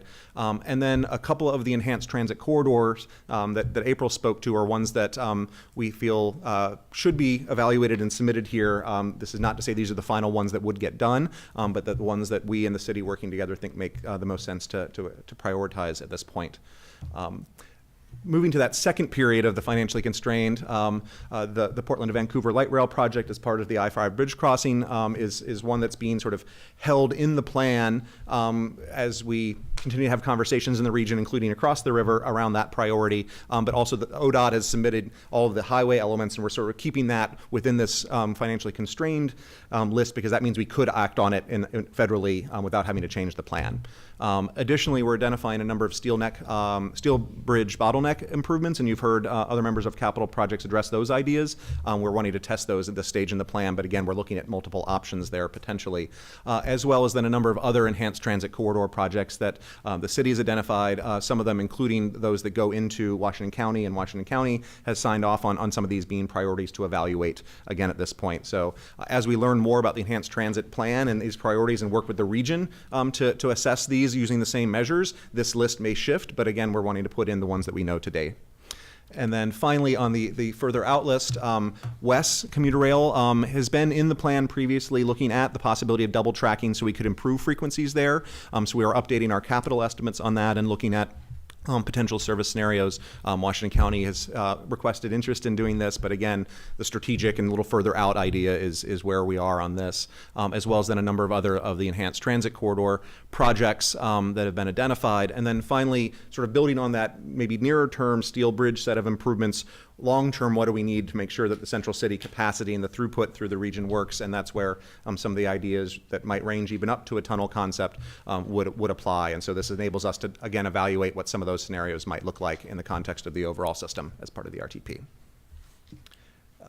I'll also just note that in addition to those that TriMet is putting forth on the list, that sort of the budget that we have to allocate, there are additional ones that other cities and jurisdictions are putting forth here to evaluate, including streetcar and Amber Glen area to support that mixed-use development, and some other corridors that you can see here as well. And importantly, I'll just note at the end, along the lines of the service, the enhanced transit idea, Washington County has identified a significant level of funds to invest in transit priority in some of the future frequent service routes identified in the SEP. So we're starting to see a number of other partners work in similar partnership with us as the City of Portland, and we're excited about that. So I'll stop there, and we'll all be happy to take any questions you may have.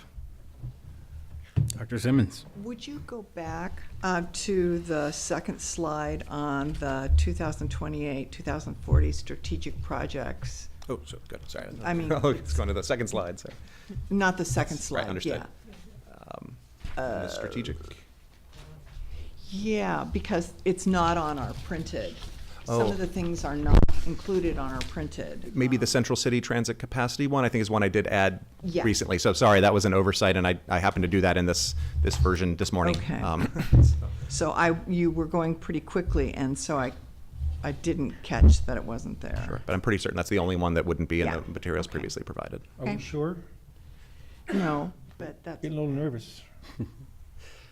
thank you. The official list will not be the PowerPoint given to you all, but the one that's to Metro ultimately. So Well, I- apologies for that. No, I- absolutely. I just wanted to make sure I was understanding it. Thank you. Thanks. All right, other questions for the presenters? How many cars do you project in the next 20 years?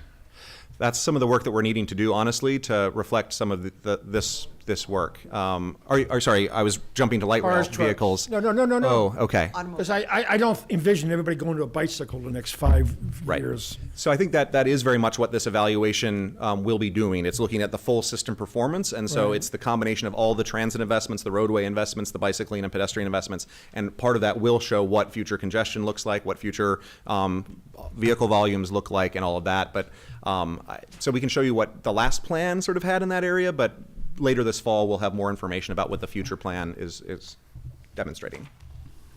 Well, maybe it's been a long morning for me, but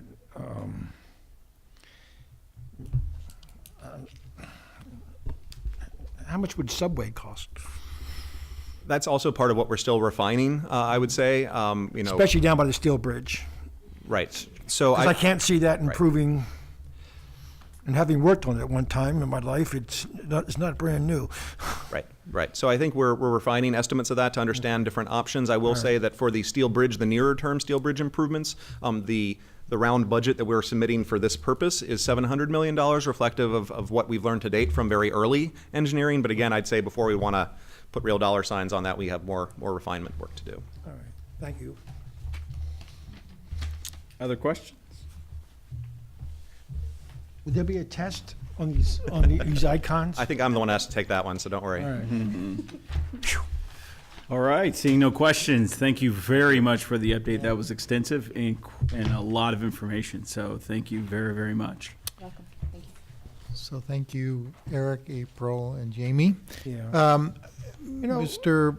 Board President, I'm wondering if maybe we defer the second presentation to a upcoming meeting. Just, it's a fascinating presentation. It's long, involved, and I have a feeling that it would give it short shrift to try to do it in a very short period of time. So, and there's nothing particularly timely about it. It's actually one that I'm very interested in. It's the ridership analysis that we've been talking about. The chair goes.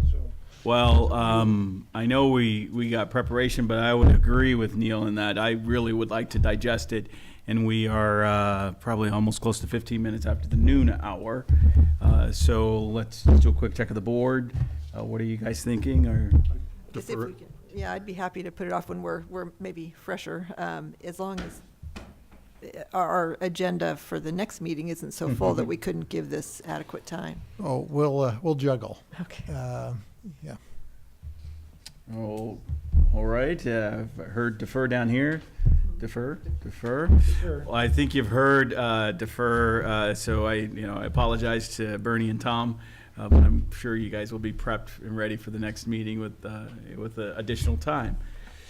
So with that, I think we'll call the briefing to a close. Thank you, everyone. Thank for you your all very attendance. much. Thank you.